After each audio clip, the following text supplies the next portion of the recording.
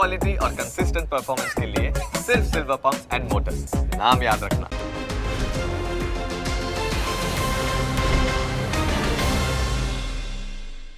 Presented by trade bulls. अब trading सबके बस की बात है।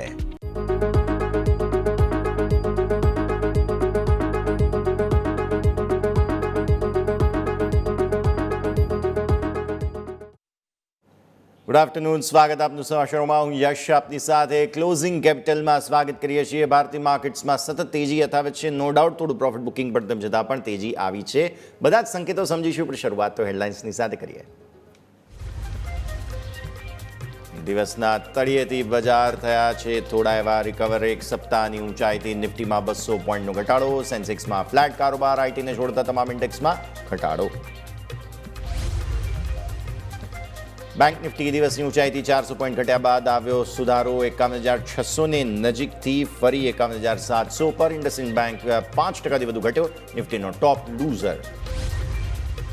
છેલ્લા 6 દિવસની એકતરફી તેજી બાદ મિડ કેપ અને સ્મોલ કેપ શેરમાં વેચવાલી. ડિક્સન ટેક વાયદાનો ટોપ લૂઝર.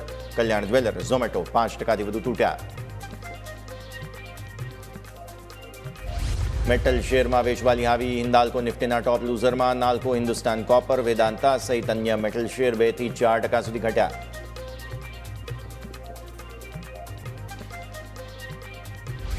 પીએસયુ શેરોએ બનાવ્યું બજાર પર દબાણ. NTPC, PFC, REC, call India, HPCL સહિત મોટાભાગના પીએસયુ શેરમાં વેચવાલી.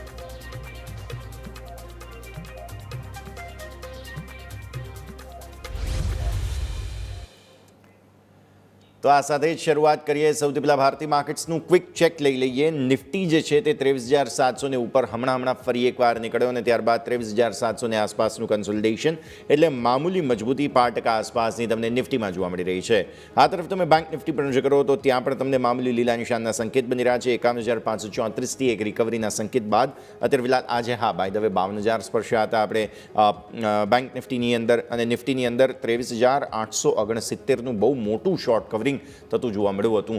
ત્યાંથી પછી થોડું એવું પ્રોફિટ બુકિંગ પણ આવેલું છે.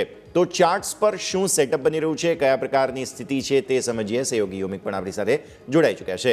યોમિક, ગુડ આફ્ટરનૂન. અને સેન્સેક્સ એક્સપાયરીનો દિવસ, મંથલી એક્સપાયરી ચાલી રહી છે. બીએસસીના બધા જ જે ઇન્ડેક્સ છે તે બધાની અંદર, જે એફએનઓ પ્રોડક્ટ્સ છે તેની અંદર, અને આજે જે એક્સપેક્ટેશન્સ હતી તેમ બંને તરફી કારોબાર જોવા મળ્યો.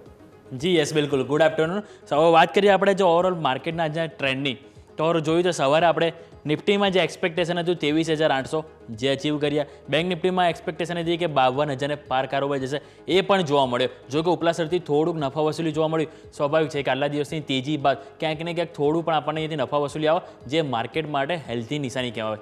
હવે વાત કરીએ આપણે ઓવરઓલ ચાર્ટ સ્પેસિફિક, કે ક્યાં આપણને કયો વ્યૂ આવે છે, કયા સપોર્ટ રેઝિસ્ટન્સ હવે આવતીકાલે ધ્યાન પર રાખવા. તો આવો સૌથી પહેલાં આપણે નિફ્ટીનો પોઝિશનલ વ્યૂ જોઈ લઈએ, એટલે કે ડેઇલી ચાર્ટથી આપણે શરૂઆત કરીશું. ડેઇલી ચાર્ટમાં જો મેં અગાઉ પણ જે ટ્રેન્ડ લાઈન હતી ડ્રો કરેલી હતી, આપણે વાત કરી હતી કે ફેબ્રુઆરીનો હાઈ 23,800 જે નિફ્ટીમાં ટચ નથી થયો, જે થતો જોવા મળશે. અને એક્ઝેક્ટલી તમે નજર કરો તે જ તમને આ જે લાઈન છે આ મેં ડ્રો કરેલી હતી એ તમને અહીંથી જોવા મળે છે. અને આજે એક્ઝેક્ટ ત્યાં ગયા બાદ તમને થોડુંક અહીંથી દબાણ આવ્યું છે, એટલે કે 23,800 આજે આપણે ટચ કર્યું. હાઈ બનાવી આપણે 23,869ના, એટલે કે સારા એવા હાઈ આપણને 800 પાર થતાં જોવા મળી. પરંતુ ઉપલા સ્તરથી થોડુંક દબાણ આવી 718, એટલે કે અત્યારે આપણે ઓલમોસ્ટ 23,718 ઉપર કારોબાર કરી રહ્યા છે. હવે નેક્સ્ટ શું? તો હવે નેક્સ્ટ 23,800 આ જે લેવલ છે હજુ પણ આપણે ધ્યાન પર રાખવાનું છે. એટલે કે આ જે લાઇન છે 23,800ની, 23,800 ઉપર આપણે ક્લોઝિંગ જોઈશે. ક્લોઝિંગ આવ્યું એ બાદ આપણે જોવાનું રહેશે તો નેક્સ્ટ જે રેઝિસ્ટન્સ આવશે તમારા માટે એ સ્વાભાવિક છે. પહેલાં તો 24,000 આવશે, કારણ કે ત્યાં ખાસા એવો કોલ રાઇટર છે, એટલે જે થોડુંક અહીંયાથી આપણને દબાણ આપશે. પરંતુ જો 24,000 પણ લેવલ પાર કર્યું તો તમારા માટે ડાયરેક્ટ 2025ના હાઈ, બેંક નિફ્ટીમાં ઓલરેડી 2025ના હાઈ પાર કરી ગયા છે. હવે આપણે જોવાનું, પહેલાં જોયું તો આપણે બેંક નિફ્ટીમાં ફેબ્રુઆરીના હાઈ પાર કર્યા, જે હવે નિફ્ટી એની પાછળ ફોલોઅપ કર્યું. હવે જોઈએ તો બેંક નિફ્ટીમાં 2025ના હાઈ અહીંયાથી પાર કરી દીધા. હવે નિફ્ટી એને ફોલોઅપ કરતું જોવા મળશે. અને જે તમારા માટે લેવલ વાત કરું તો એ થાય છે 24,200. એટલે કે પહેલાં તમારો ક્લોઝિંગ જોઈશે 23,800 ઉપર. 23,800 ક્લોઝિંગ આવે તો 24,000 કોલ રાઇટર છે એને ડિફેન્ડ કરવાનું રહેશે. અને એ ડિફેન્ડ કર્યું તો 24,200 આપણને વન વે તેજી જોવા મળી શકે છે, એટલે કે ત્યાં સુધી આપણને જગ્યા ઓપન છે. હવે નીચે સપોર્ટની વાત કરીએ તો સપોર્ટ તરીકે હવે જોવાનું રહેશે કે આજનો આપણે જે લો છે, એટલે કે આજનો લો વાત કરું તો 23,627, એટલે કે 23,627 છે જે મહત્વનું અહીંયાથી સપોર્ટ રહેશે ઇન્ટ્રાડે પર્પસથી. પરંતુ હાલ આપણે જો પોઝિશનલી વાત કરીએ તો પોઝિશનલી તમે વાત કરો તો ઓવરઓલ તમારા માટે જે લેવલ થાય છે એ ઓલમોસ્ટ 23,500ની આજુબાજુ થાય છે, કારણ કે ત્યાં આપણને પુટ રાઇટર્સ છે. અને આજે તમે લો પણ જોશો તો 23,627 પુટ રાઇટર્સે સારું એવું ડિફેન્ડ કર્યું છે. પરંતુ જો કોઈ કારણસર આજનો લો પણ તૂટે તો નીચે 23,500 છે જે હાઈ આપણને પુટ રાઇટર્સ જોવા મળી રહ્યા છે. એટલે કે નીચે સપોર્ટ ઘણા બધા છે, ઉપર અવરોધ માત્ર 2 છે. એક છે 23,800 ઉપર ક્લોઝિંગ અને 24,000 કે જેને આપણે પાર કરવાનું રહેશે. એટલે ઓવરઓલ આપણે આ વાત થઈ ગઈ પોઝિશનલ વ્યૂ. આવો ફટાફટ એક બ્રેક લઈ લઈએ અને બ્રેક બાદ આપણે આજના ઇન્ટ્રાડે એટલે કે આજનો ચાર્ટ શું કહી રહ્યો છે જેના પરથી આજના આવતીકાલનું તારણ આપણે અહીંયાથી કાઢવાનો પ્રયત્ન કરીએ બ્રેક બાદ.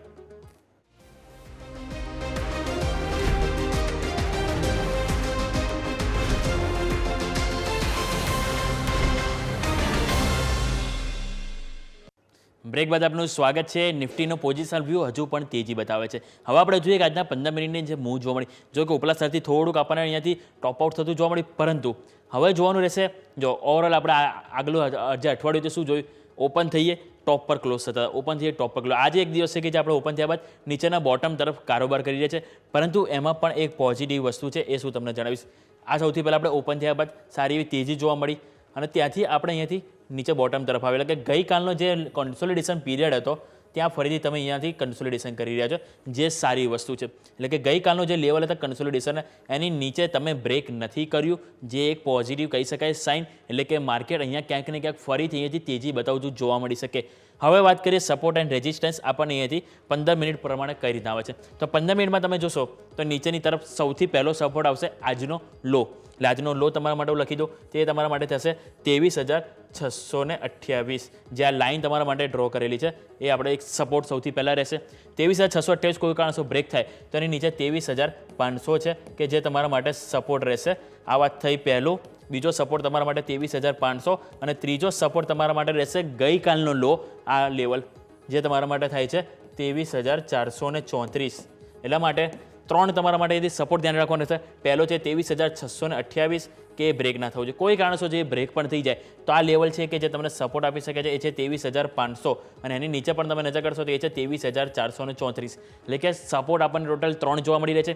હવે ઉપર વાત કરીએ તો 23,800 જે ફેબ્રુઆરીનો હાઈ હતો કે જેને ક્રોસ કર્યા બાદ આજે આપણને થોડુંક પ્રેશર જોવા મળ્યું છે. એટલા માટે અહીંયાથી વાત કરું તો 23,800 અને જો એને પાર કરે ક્લોઝ આપે તો તમારા માટે આજનો હાઈ, એટલે આજનો હાઈ જો વાત કરું તો 23,869. 23,869 એક બીજું રેઝિસ્ટન્સ હશે અને એની પાર તમારા માટે થશે 24,000. એટલે કે ઉપર આપણે 3 રેઝિસ્ટન્સ થઈ ગયા અને નીચે આપણે વાત કરી 3 સપોર્ટની કે જેને તમારે ખાસ કરીને વોચ આઉટ કરવાનું રહેશે આવતીકાલ માટે. એટલે ઓવરઓલ ટ્રેન્ડ અહીંયા પણ પોઝિટિવ છે. હવે નેક્સ્ટ વાત કરીશું કે ઓઆઈ ડેટા આપણને શું સંકેતો આપી રહ્યા છે. તો ઓઆઈ ડેટા આપણે જોઈશું તો 23,500 કે જ્યાં સારી એવી તમને મજબૂતી જોવા મળી રહી છે. એટલે ત્યાં આપણે કોઈ ચિંતાનો વિષય નથી. ત્યાં તમે નજર કરશો તો ઓલમોસ્ટ 1 કરોડ અહીંયાથી તમને જે જોવા મળી રહ્યા છે પુટ રાઇટર્સ. એટલે કે હવે એક્સપાયરીમાં મંથલીમાં માત્ર 2 દિવસ રહ્યા છે. હવે એક્સપાયરી વાત તમે નજર કરશો તો કોલ રાઇટર્સમાં તમને મજબૂતી સૌથી વધારે જોવા મળે તો 23,800 અને એ જ કારણથી આપણને ક્યાંક ને ક્યાંક 23,800થી થોડા પુશબેક થયા છે. પરંતુ નીચે 23,700 ને પણ ઇગ્નોર ના કરવું જોઈએ, કારણ કે ત્યાં પણ ફાઇટ આપણને જોવા મળશે. ઓલમોસ્ટ 80 લાખ આપણને અહીંથી કોલ રાઇડર્સ અને પુટ રાઇડર્સ બંને સરખા અહીંયાથી જોવા મળી રહ્યા છે અને એ જ કારણથી આજે આપણે 23,000 એક્ઝેક્ટ 700ની આજુબાજુ અત્યારે કારોબાર કરી રહ્યા છે. અને છેલ્લું તમે સેકન્ડ સેશન જોશો 12 વાગ્યા પછીનું તો આ જ લેવલ છે 23,700 કે જેની આજુબાજુ તમે કન્ટિન્યુ કારોબાર કરી રહ્યા છે, કારણ કે કોલ રાઇડર્સ હાર માનવા રેડી નથી, પુટ રાઇડર્સ પણ હાર માનવા રેડી નથી. હવે આજે 23,700 પર કોઈ કારણસર ક્લોઝિંગ આવે તો જોવાનું રહેશે કાલનું ઓપનિંગ શું થાય છે. જો કાલનું ઓપનિંગ મજબૂતી સાથે થયું 23,700 ના તોડ્યું તો સ્વાભાવિક છે કે હવે આપણે 23,800ને ડિફેન્ડ કરવાનું રહેશે અને 23,800 પણ ડિફેન્ડ કર્યું તો સ્વાભાવિક છે આપણા માટે 24,000ના પણ લેવલ અહીંયાથી જોવા મળી શકે છે. એટલે ઓવરઓલ ડાયરેક્ટ હવે અવરોધ આપણા માટે 24,000 છે, 23,800 ને ઉપર અને નીચેની તરફ આપણને 23,500, 23,600 અને 23,700 3 પિલ્લર છે કે જે આપણને સારો એવો સપોર્ટ આપી શકે છે. એટલે ઓઆઈ ડેટામાં ઓવરઓલ વ્યૂ હજુ પણ આપણને પોઝિટિવ છે જ્યાં સુધી આપણે 23,500 બ્રેક ના કરીએ ત્યાં સુધી. આવો ઓઆઈ ચેન્જ જોઈએ કે હવે ફક્ત 2 દિવસ બાકી છે મંથલી એક્સપાયરીમાં. એવા ટાઈમે આપણને ઓઆઈ ચેન્જ જોઈએ. તો ઓઆઈ ચેન્જમાં ઓવરઓલ કોલ રાઇટર્સે પોતાનો કોન્ફિડન્સ ખોવ્યો છે, પરંતુ અહીંયા નજીક એ પણ ખાસ કરવું જોઈએ 23,300 ઉપર પણ છે કે જેઓ પુટ રાઇટર્સ છે તેઓ પોતાનો કોન્ફિડન્સ ખોવ્યો છે. એટલે અમુક પોઝિશન છે કે જેઓ અહીંયાથી પોતાની પોઝિશન ઓછી કરી છે. સ્વાભાવિક છે કે અહીંયા આપણને પુટ જે રાઇટર્સની જગ્યાએ પુટ બાયર હોઈ શકે છે કે જેના કારણે તેમણે પોઝિશન અહીંયાથી હટાવી છે અને ક્યાંક ને ક્યાંક તેઓ અહીંથી પોઝિટિવ વ્યૂ બનાવે છે. હવે વાત કરીએ આપણને તો 23,700 સૌથી હાઈએસ્ટ એડ ઓન આપણને આજે થયું છે. 50 લાખથી પણ વધારે પુટ રાઇટર્સ ત્યાં જે પોઝિશન બનાવી છે અને આગળની તરફ નજર કરીશું તો 23,800 આવે છે કે જ્યાં કોલ રાઇટર્સે પોઝિશન બનાવી છે. એટલે કે નીચેની તરફ 23,700 ઉપર આજે પુટ રાઇટર્સ કોન્ફિડન્સ બનાવે અને ઉપરની તરફ 23,800. એટલે એક બે લેવલ છે કે જે ખાસ કરીને હાલ આપણે વોચ આઉટ કરવાના રહેશે. વાતથી આપણે નિફ્ટીની બેંક નિફ્ટીની પણ વાત કરવી ખાસી ઇન્ટરેસ્ટિંગ છે, કારણ કે એમાં સતત નવા રેકોર્ડ હાઈ બન્યા. ક્યાંક ને ક્યાંક આજે આપણે ઉપરલા સ્તરથી દબાણ આવ્યું, પરંતુ હવે શું વ્યૂ બની રહ્યો છે એ પણ જાણીએ. આવો ફટાફટ એક બ્રેક લઈ લઈએ. બ્રેક બાદ આપણે જાણીએ બેંક નિફ્ટીના વલણ શું કહી રહ્યા છે.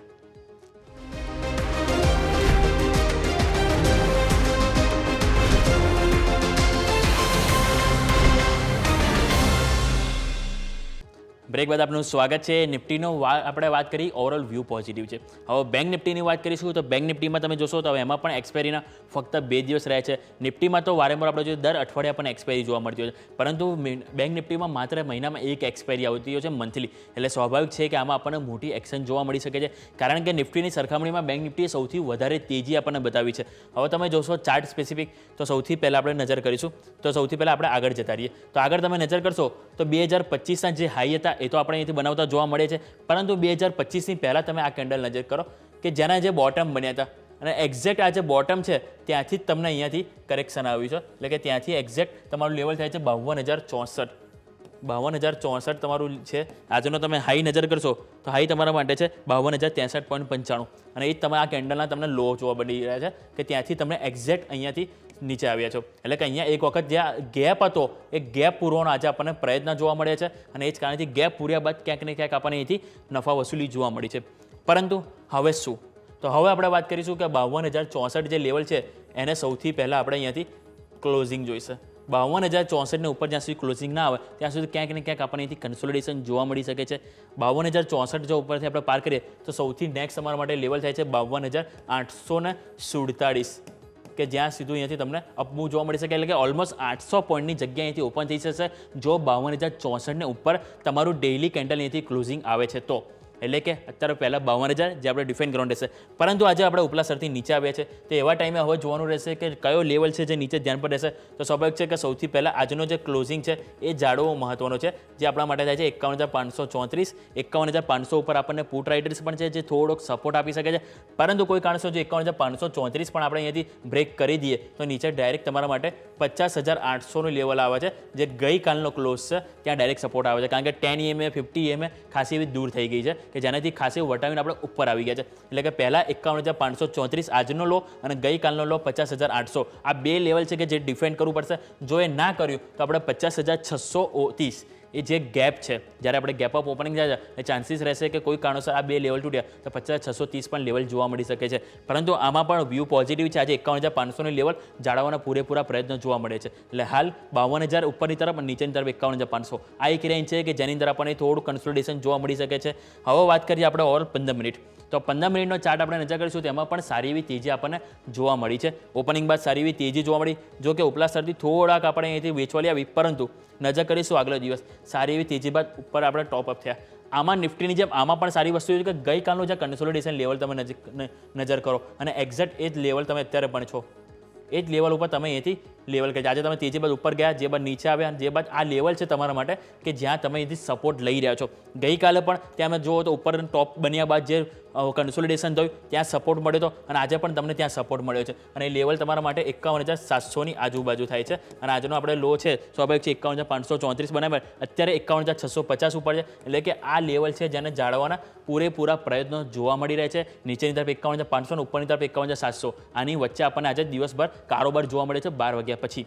હવે જોવાનું રહેશે કે આપણને 15 મિનિટમાં કયા લેવલ જે ધ્યાન પર રાખવાના તો 51,700 કે એ આપણે સૌથી પહેલાં જોઈશે કે એની ઉપર ક્લોઝિંગ આવવું જોઈએ 15 મિનિટમાં. બીજી વસ્તુ આપણે વાત કરીશું તો ગઈકાલનો જે લો તમારા માટે જેમ વાત કરી 50,800 એ નેક્સ્ટ આવશે અને એના બાદ આપણે વાત કરી કે જે આપણે 50,800 ટુ 50,600 પણ જોવા મળી શકે છે. પરંતુ વ્યૂ અત્યારે હાલ પોઝિટિવ છે. જ્યાં સુધી આપણે 51,500 નીચે ક્લોઝ નથી આપતા ત્યાં સુધી આપણે અહીંયાથી બાય ઓન ડીપ આપણને બેંક નિફ્ટીમાં પણ જોવા મળી શકે છે. ઇવન આજે આપણે જોઈએ તો સારી એવી મજબૂતી જોવા મળી એની પાછળનું કારણ તો HDFC બેંક, ICICI ઘણી બધી બેંકો હતી જે પોઝિટિવ હતી. પરંતુ HDFC બેંક આપણે એક ટાઈમ 2.5% મજબૂતી હતી, અત્યારે તમે જુઓ તો માત્ર 1.25% મજબૂતી જોવા મળી. કોટક મહિન્દ્રા બેંક પણ નવા રેકોર્ડ હાઈ બની અત્યારે માઇનસમાં છે. એટલે ક્યાંક ને ક્યાંક નફા વસૂલી આપણને પ્રાઇવેટ સેક્ટરમાં ઉપરના ટોપ પરથી બનતું જોવા મળ્યું છે. પરંતુ 51,500 અને ઉપરની તરફ આપણે વાત કરીએ તો 52,000 આ બે લેવલ અત્યારે ધ્યાન પર રાખવાનું રહેશે. OI ડેટા લાવો, OI ડેટામાં શું ચેન્જીસ જોવા મળે છે એ પણ જોઈ લઈએ. હવે 2 દિવસ રહે છે તો કઈ જગ્યાએ સૌથી વધારે તમને અહીંથી બિલ્ડઅપ જોવા મળ્યું છે એ નજર કરો તો 51,500 જ્યાં ફાઇટ બંનેની જોવા મળવાની છે. કોલ રાઇટર્સ, પુટ રાઇટર્સ કોઈ હાર માનવા રેડી નથી. આગળ નજર કરીશું તો 52,000નું લેવલ છે કે જ્યાં 22 થી 23 લાખ કોલ રાઇટર્સ જોવા મળી રહ્યા છે અને આ જ કારણથી એક વખત આપણે 52,000 ઉપર ગયા બાદ તરત જ આપણે નીચે સરકી ગયા કારણ કે કોલ રાઇટર્સ વધારે છે અને પુટ રાઇટર્સને એટલો કોઈ ખાસ કોન્ફિડન્સ આપણને 51,000 પર નથી જોવા મળી રહ્યો. નીચે નજર કરીશું તો 51,500 જ્યાં ફાઇટ છે પરંતુ એટલી મજબૂતી 51,500 પર નથી. એ પણ હું કહીશ કારણ કે અહીંયા કોલ રાઇટર્સ પણ એટલા છે, પુટ રાઇટર્સ પણ ઓલમોસ્ટ એનાથી માત્ર 1-2 લાખ જ પોઝિશન વધારે છે. એટલે કોઈ કારણસર જો 51,500 બ્રેક થઈએ છે તો આપણને 51,000 સુધીમાં આપણને લેવલ જોવા મળી શકે છે કારણ કે જે રીતે વન વે વેચવાલી આવી છે તો પોસિબલ છે. પરંતુ 51,000 ઉપર સારો એવો સપોર્ટ છે કે જે પોઝિટિવ વસ્તુ છે. હવે 51,500 કેટલું ડિફેન્ડ કરી શકે છે આપણે ચાર્ટ ઉપર પણ મહત્વનું છે. ગઈકાલ કન્સોલિડેશન લેવલ હતું, આજનું પણ લેવલ કન્સોલિડેશન છે અને ઓવરઓલ OI ડેટા પણ આપણને ત્યાં બતાવી રહ્યા છે કે કોલ રાઇટર્સ અને પુટ રાઇટર્સ બંને પોઝિશન સરખી છે. આવો OI ચેન્જ જોઈ લઈએ કે OI ચેન્જ આપણને શું સેટઅપ બતાવી રહ્યું છે. OI ચેન્જમાં જોઈશું કે આજે કોણે કોન્ફિડન્સ ખોવ્યો છે તો કોન્ફિડન્સમાં આપણે જોઈશું તો નિફ્ટીમાં કોલ રાઇટર્સ ખોવ્યો હતો પરંતુ બેંક નિફ્ટીમાં કોલ રાઇટર્સ અને પુટ રાઇટર્સ બંને કોન્ફિડન્સ ખોવ્યો છે. આ નજર કરો તો બંને તરફથી પોઝિશન અહીંયાથી ઓછી કરવામાં આવી છે અને એડઓનમાં તમે જોશો તો સૌથી વધારે 51,000 જ છે અને જે બાદ તમે નજર કરશો તો 50,900, 50,800. અત્યાર સુધી શું થતું હતું કે જ્યારે બી કોઈ નવી પોઝિશન એડઓન જોતા હતા આપણે OIમાં તો પુટ રાઇટર્સની વધારે હતી પરંતુ આજે આપણને ક્યાંક ને ક્યાંક અલગ બાજી જોવા મળી છે.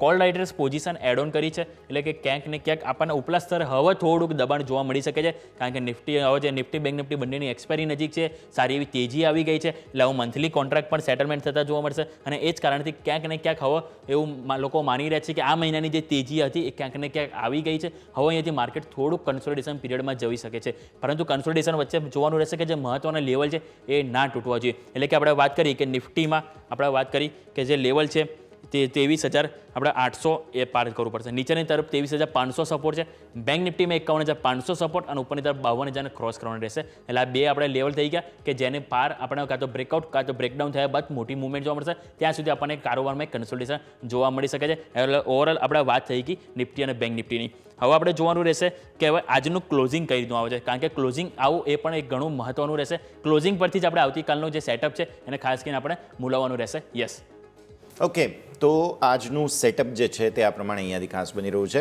યોમિક આપ અમારા સાથે પછી આગળ જોવા શોની અંદર આપણે ચર્ચા યથાર્થ રાખીએ. હું જરા હવે દર્શક મિત્રો તમને સેટઅપ જે છે તે સેક્ટર સ્પેસિફિક સમજાવવા માગીશ. આજે આઈટી સેક્ટર છે કે જેણે દિવસભર પોતાનું જે કહી શકાય કે તેજીનો મૂડ છે તે જાળવી રાખ્યો પણ સામે તમે જોવા જાઓ પ્રાઇવેટ બેન્ક્સે એક થોડું યોગદાન જરૂર આપ્યું પણ સરકારી બેન્ક્સે આજે મૂડ ખરાબ કરી દીધો હતો અને વેચવાલી સૌથી વધારે તમને કન્ઝ્યુમર ડ્યુરેબલ્સની અંદર આવતી જોવા મળી. સૌથી વધુ 0.5% આસપાસની વેચવાલી તમને અહીંયા જોવા મળી કન્ઝ્યુમર ડ્યુરેબલ્સમાં. સરકારી બેન્ક્સની મેં જે તમને હમણાં વાત કરી ઓલમોસ્ટ 0.5%થી વધુની નબળાઈ તમને અહીંયા જોવા મળી. ત્યારબાદ તમે જુઓ મીડિયા છે, મીડિયામાં પણ 0.5% આસપાસની વેચવાલી તમને જોવા મળી. સ્મોલ કેપની અંદર, રિયલ એસ્ટેટની અંદર તમને જે છે તે અહીંયાથી ખાસ વેચવાલી જોવા મળી. એટલે આ બધા જ સેક્ટર્સ છે બેઝિકલી કે જેમાં તમને દબાણના સંકેતો બનતા જોવા મળ્યા. હવે એક વિરામનો પણ સમય થઈ ગયો છે, બ્રેક લઈ લઈશું અને બ્રેક બાદ આપણે હવે ચર્ચા કરીએ આજે બધા જ સેક્ટર્સમાં જ્યાં દબાણ આવ્યું છે શું ત્યાં કોઈ ઓપોર્ચ્યુનિટી મળે છે કે નહીં. બ્રેક બાદ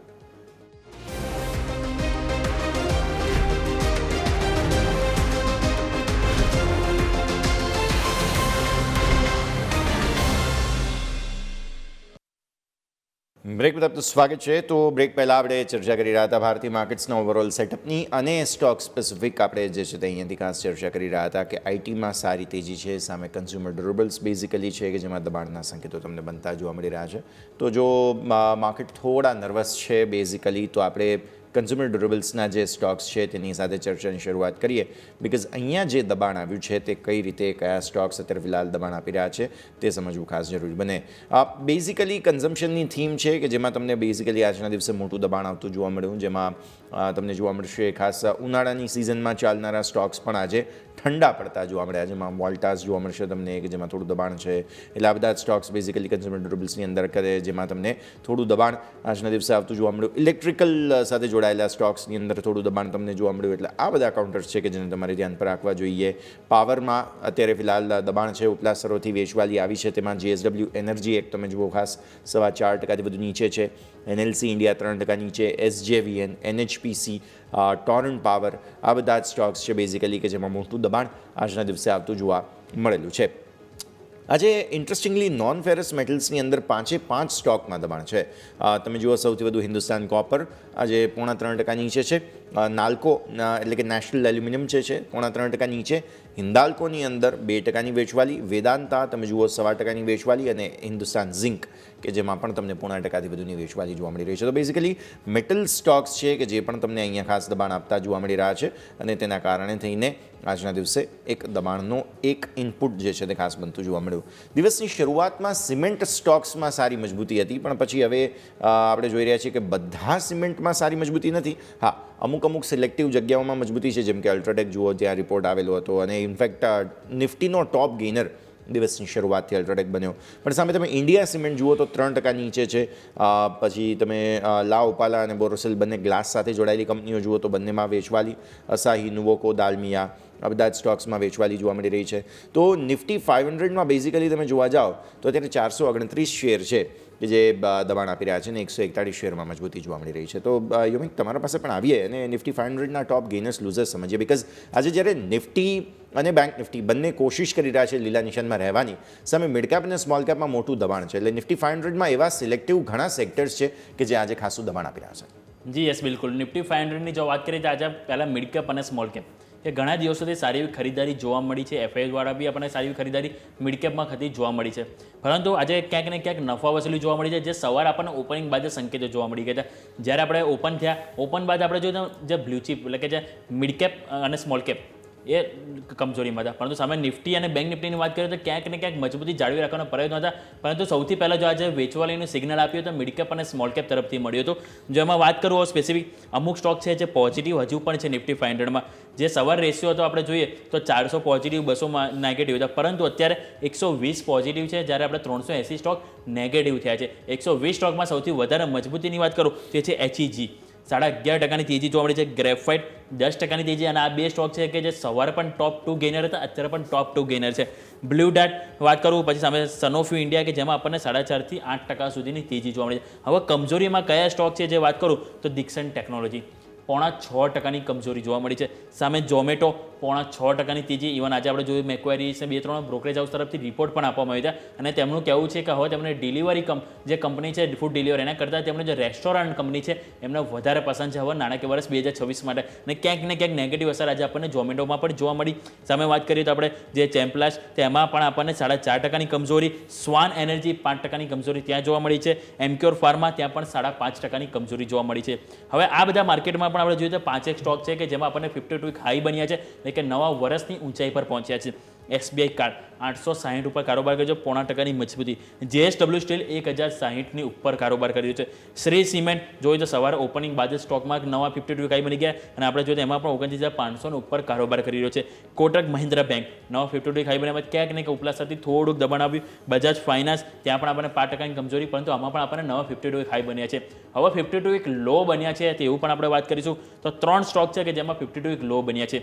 એક છે સ્ટાર હેલ્થ કે જેમાં 3.5%ની કમજોરી જોવા મળી છે, કોલપાલ 2.5%ની કમજોરી ત્યાં જોવા મળી છે અને હેપીએસ્ટ માઇન્ડ 1.25%ની કમજોરી જોવા મળી છે. એટલે કે આજે આપણે દિવસભર જો રેશિયો જોઈએ યસ તો આપણને ઓલમોસ્ટ ત્યાં 25 થી 30% સ્ટોક છે જે પોઝિટિવ જોવા મળે છે મિડ કેપમાં, જ્યારે આપણને 71% રેશિયો છે જે આપણને નેગેટિવ ટ્રેન્ડ થતો જોવા મળે છે. યસ.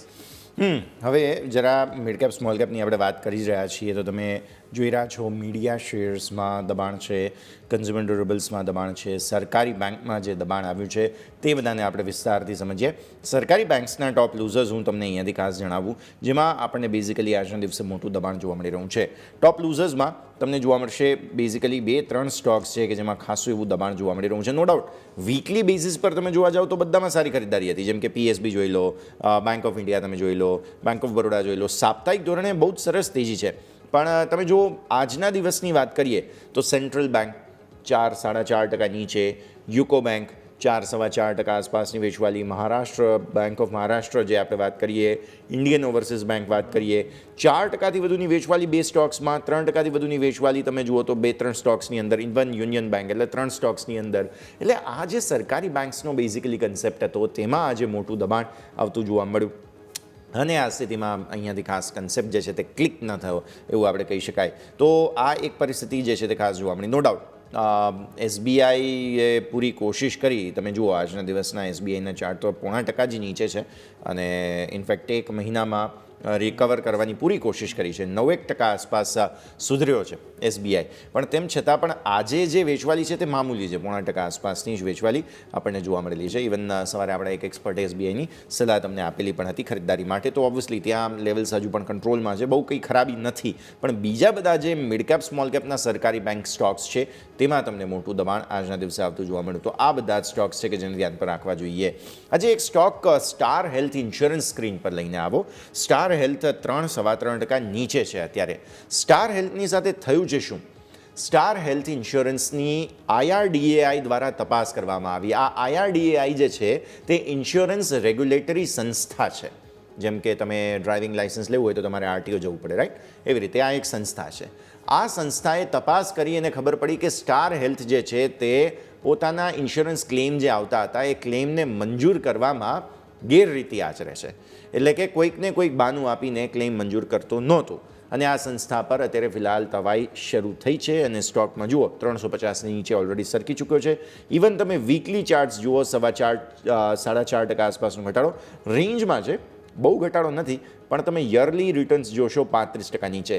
ઓલરેડી યોમિક ઇન્સ્યોરન્સ કંપનીઓ ભારતમાં બહુ ખરાબ સ્ટેજ પર છે, કેમ કે ઇન્સ્યોરન્સ કંપનીઓને લઈને સતત આપણે ફરિયાદો પણ રજૂ કરેલી છે. અને હજુ પણ અહીંયા સંસ્થા, હવે પોતે વિચાર કરો, જે રેગ્યુલેટરી સંસ્થા છે, જે સરકારની નિયમનકારી સંસ્થા છે, એ એમ કહી રહી છે કે ભાઈ તમે કંઈક ખોટું કરી રહ્યા છો. સો definitely there are problems with insurance companies અને સેક્ટરમાં કંઈક તો નવા જૂની થશે એવું લાગે છે. પણ આવો એક ફટાફટ વિરામનો સમય, અને વિરામ બાદ આપણા એક્સપર્ટ્સ પણ આપણી સાથે જોડાશે. તેમની સાથે અહીંયાથી ચર્ચા યથાવત રાખીએ.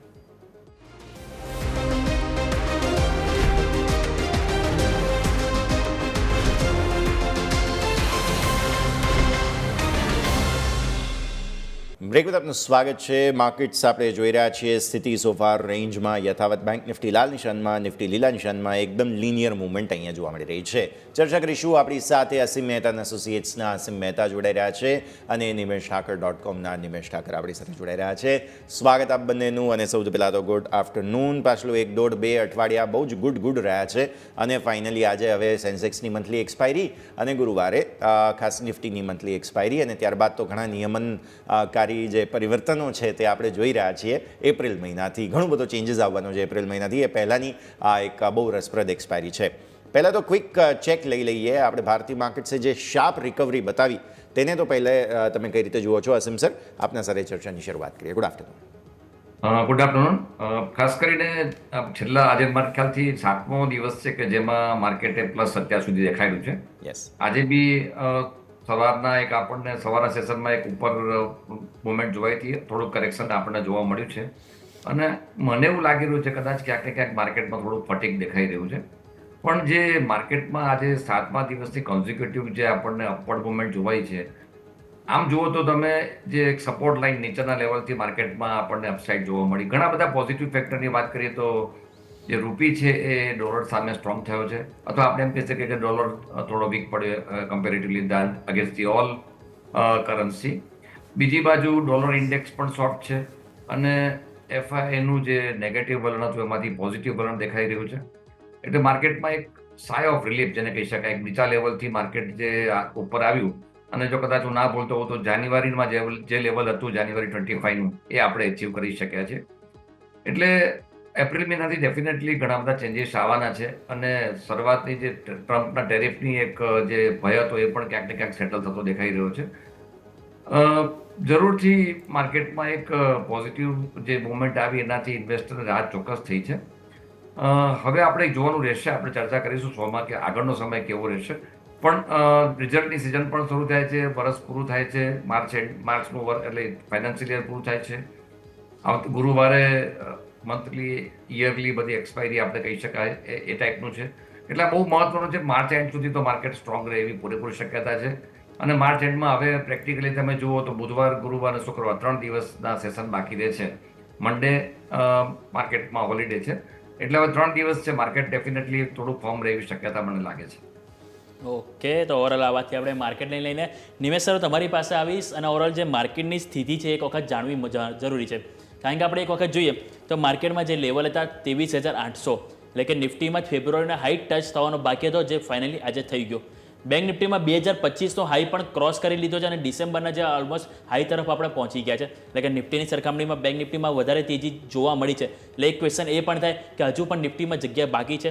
બીજો ક્વેશ્ચન સર હવે આપણે વાત કરીએ તો બીજી એપ્રિલ, કારણ કે ઓવરઓલ માર્કેટમાં લોકો ક્યાંક ને ક્યાંક થોડા સાવચેત થઈ ગયા છે કે હવે બીજી એપ્રિલ છે ત્યાં સુધી ક્યાંક ને ક્યાંક થોડું કન્સોલિડેશન જોવા મળી શકે છે. કારણ કે બીજી એપ્રિલ હવે જે ટ્રમ્પ સાહેબ જે લઈને આવે છે રેસિપ્રોકલમાં કઈ રીતની નરમાશ આપે છે કે નહીં, એના ઉપર હવે આગળની જે મૂવ આપણને જોવા મળી શકે છે. અને ત્રીજો ક્વેશ્ચન એ કહે છે એફઆઈઆઈની મૂવ લઈને, કારણ કે એફઆઈ આપણે જો છેલ્લા 6 દિવસમાં સતત 87,000 તેઓએ શોર્ટ રિકવર કર્યા છે. એટલે એ પણ આપણે કે જ્યાં સુધી તેઓ કન્ટિન્યુ શોર્ટ રિકવર કરી શકે તો આપણને તેજી હજુ પણ જોવા મળી શકે છે. એટલે ઓવરઓલ આ જે સ્થિતિ જે આપણે જે ઊભી થઈ છે એને એક જાણવું મહત્વનું છે, જેના બાદ આપણને અહીંયાથી એક જે દર્શકો છે એમને કે પિક્ચર છે ક્લિયર થતું જોવા મળી શકે. સર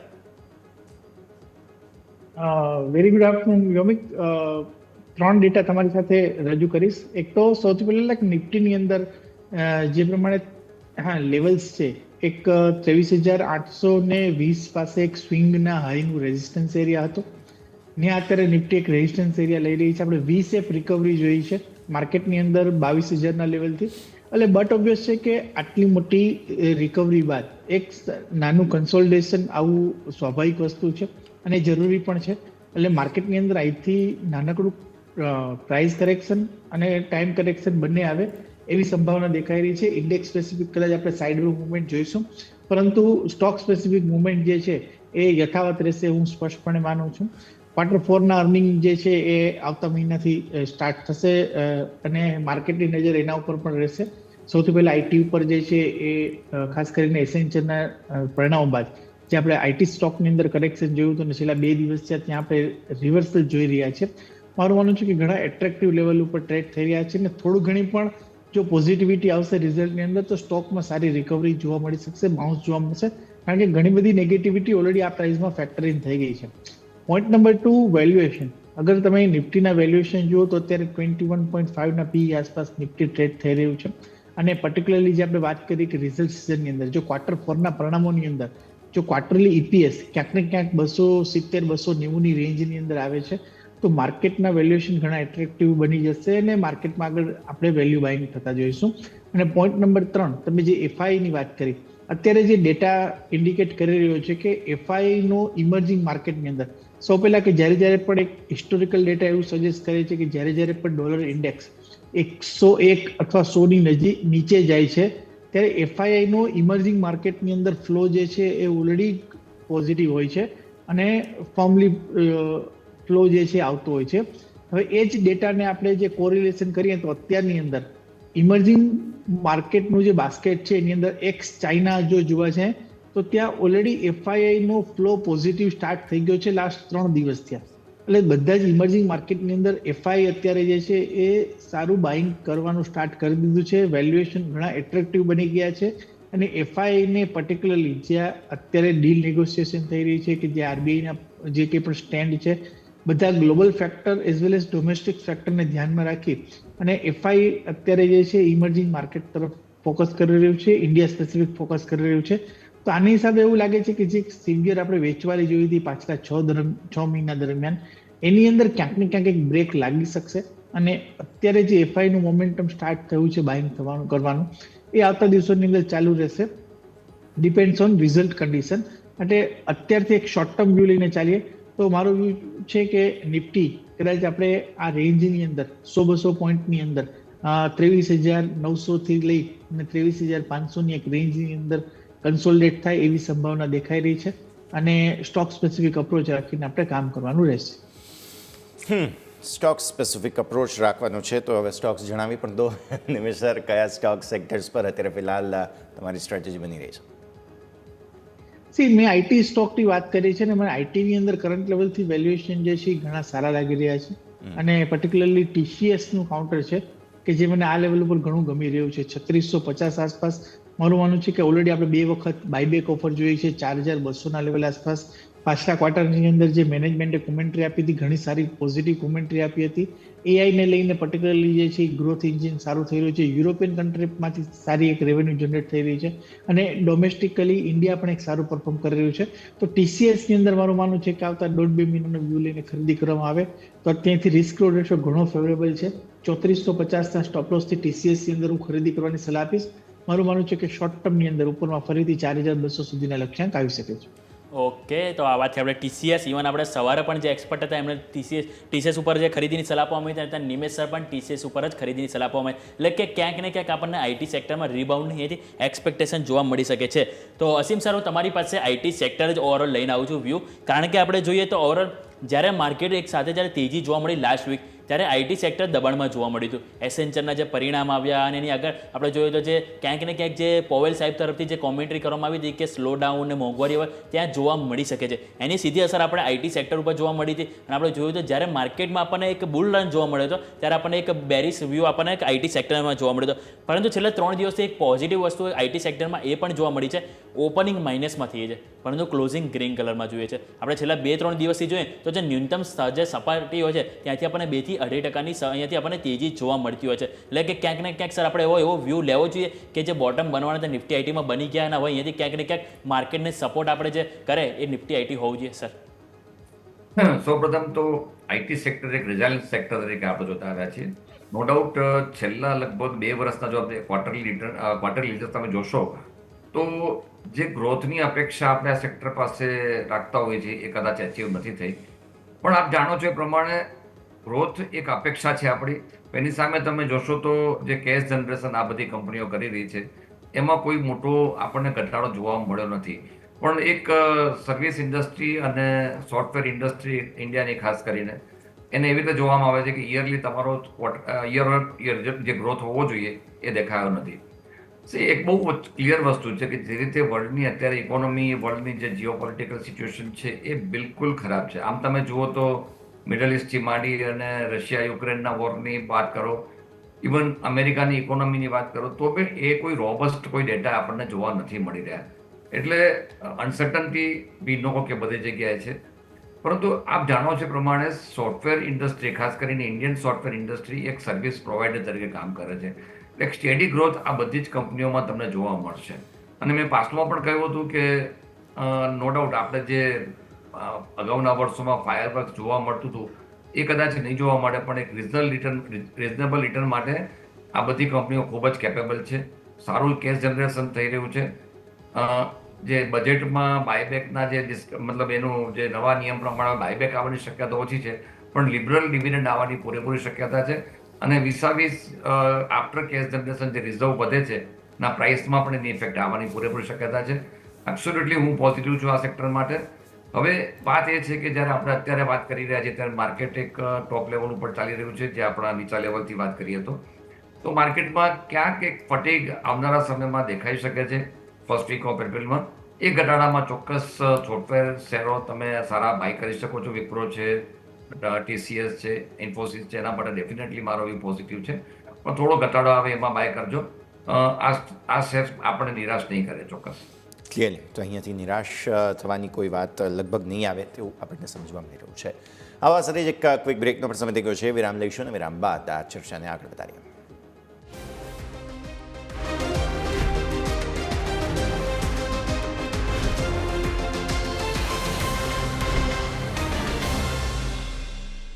બ્રેક બાદ આપનું સ્વાગત છે. આગળ વધીએ. ભારતીય માર્કેટ્સ ક્વિકલી ચેક કરી લઈએ. 23,660 એકદમ ફ્લેટ, લીલા નિશાનમાં મામૂલી એવું છે નિફ્ટી, અને લીલા નિશાનમાં માંડ રહેવાની કોશિશ અત્યારે ફિલહાલ બેંક નિફ્ટી પણ જો કરો તો એ પણ મામૂલી એવા લાલ નિશાનમાં છે અત્યારે. દિવસના ઉચ્ચતમ જરૂરથી ડેફિનેટલી તમે નીચે છો, અને જે 7 દિવસનો ડ્રીમ રન, બુલ રન જે હતો તેને ફાઇનલી આજે નાનકડી એવી બ્રેક જરૂર લાગી છે. પણ આગળ વધીએ. એક સ્ટોક મારે ખાસ ડિસ્કસ કરવો છે અસીમ સર, હું તમારા પાસે લઈને આવું, તે છે ટ્રેન્ટ. રિટેલનો જાયન્ટ સ્ટોક છે, પોતાના રેકોર્ડ હાઈથી ખાસો એવો ઘસાઈ ચૂક્યો છે, અને આજે એક નવા અપડેટ એ આવ્યા છે કે Q4 માટેના જે અનુમાનો હોય તે હિસાબથી એક નવું અપડેટ આપણને એ મળ્યું છે કે સ્ટ્રોંગ સ્ટોર એડિશન્સ તેમણે કર્યા છે Q4માં.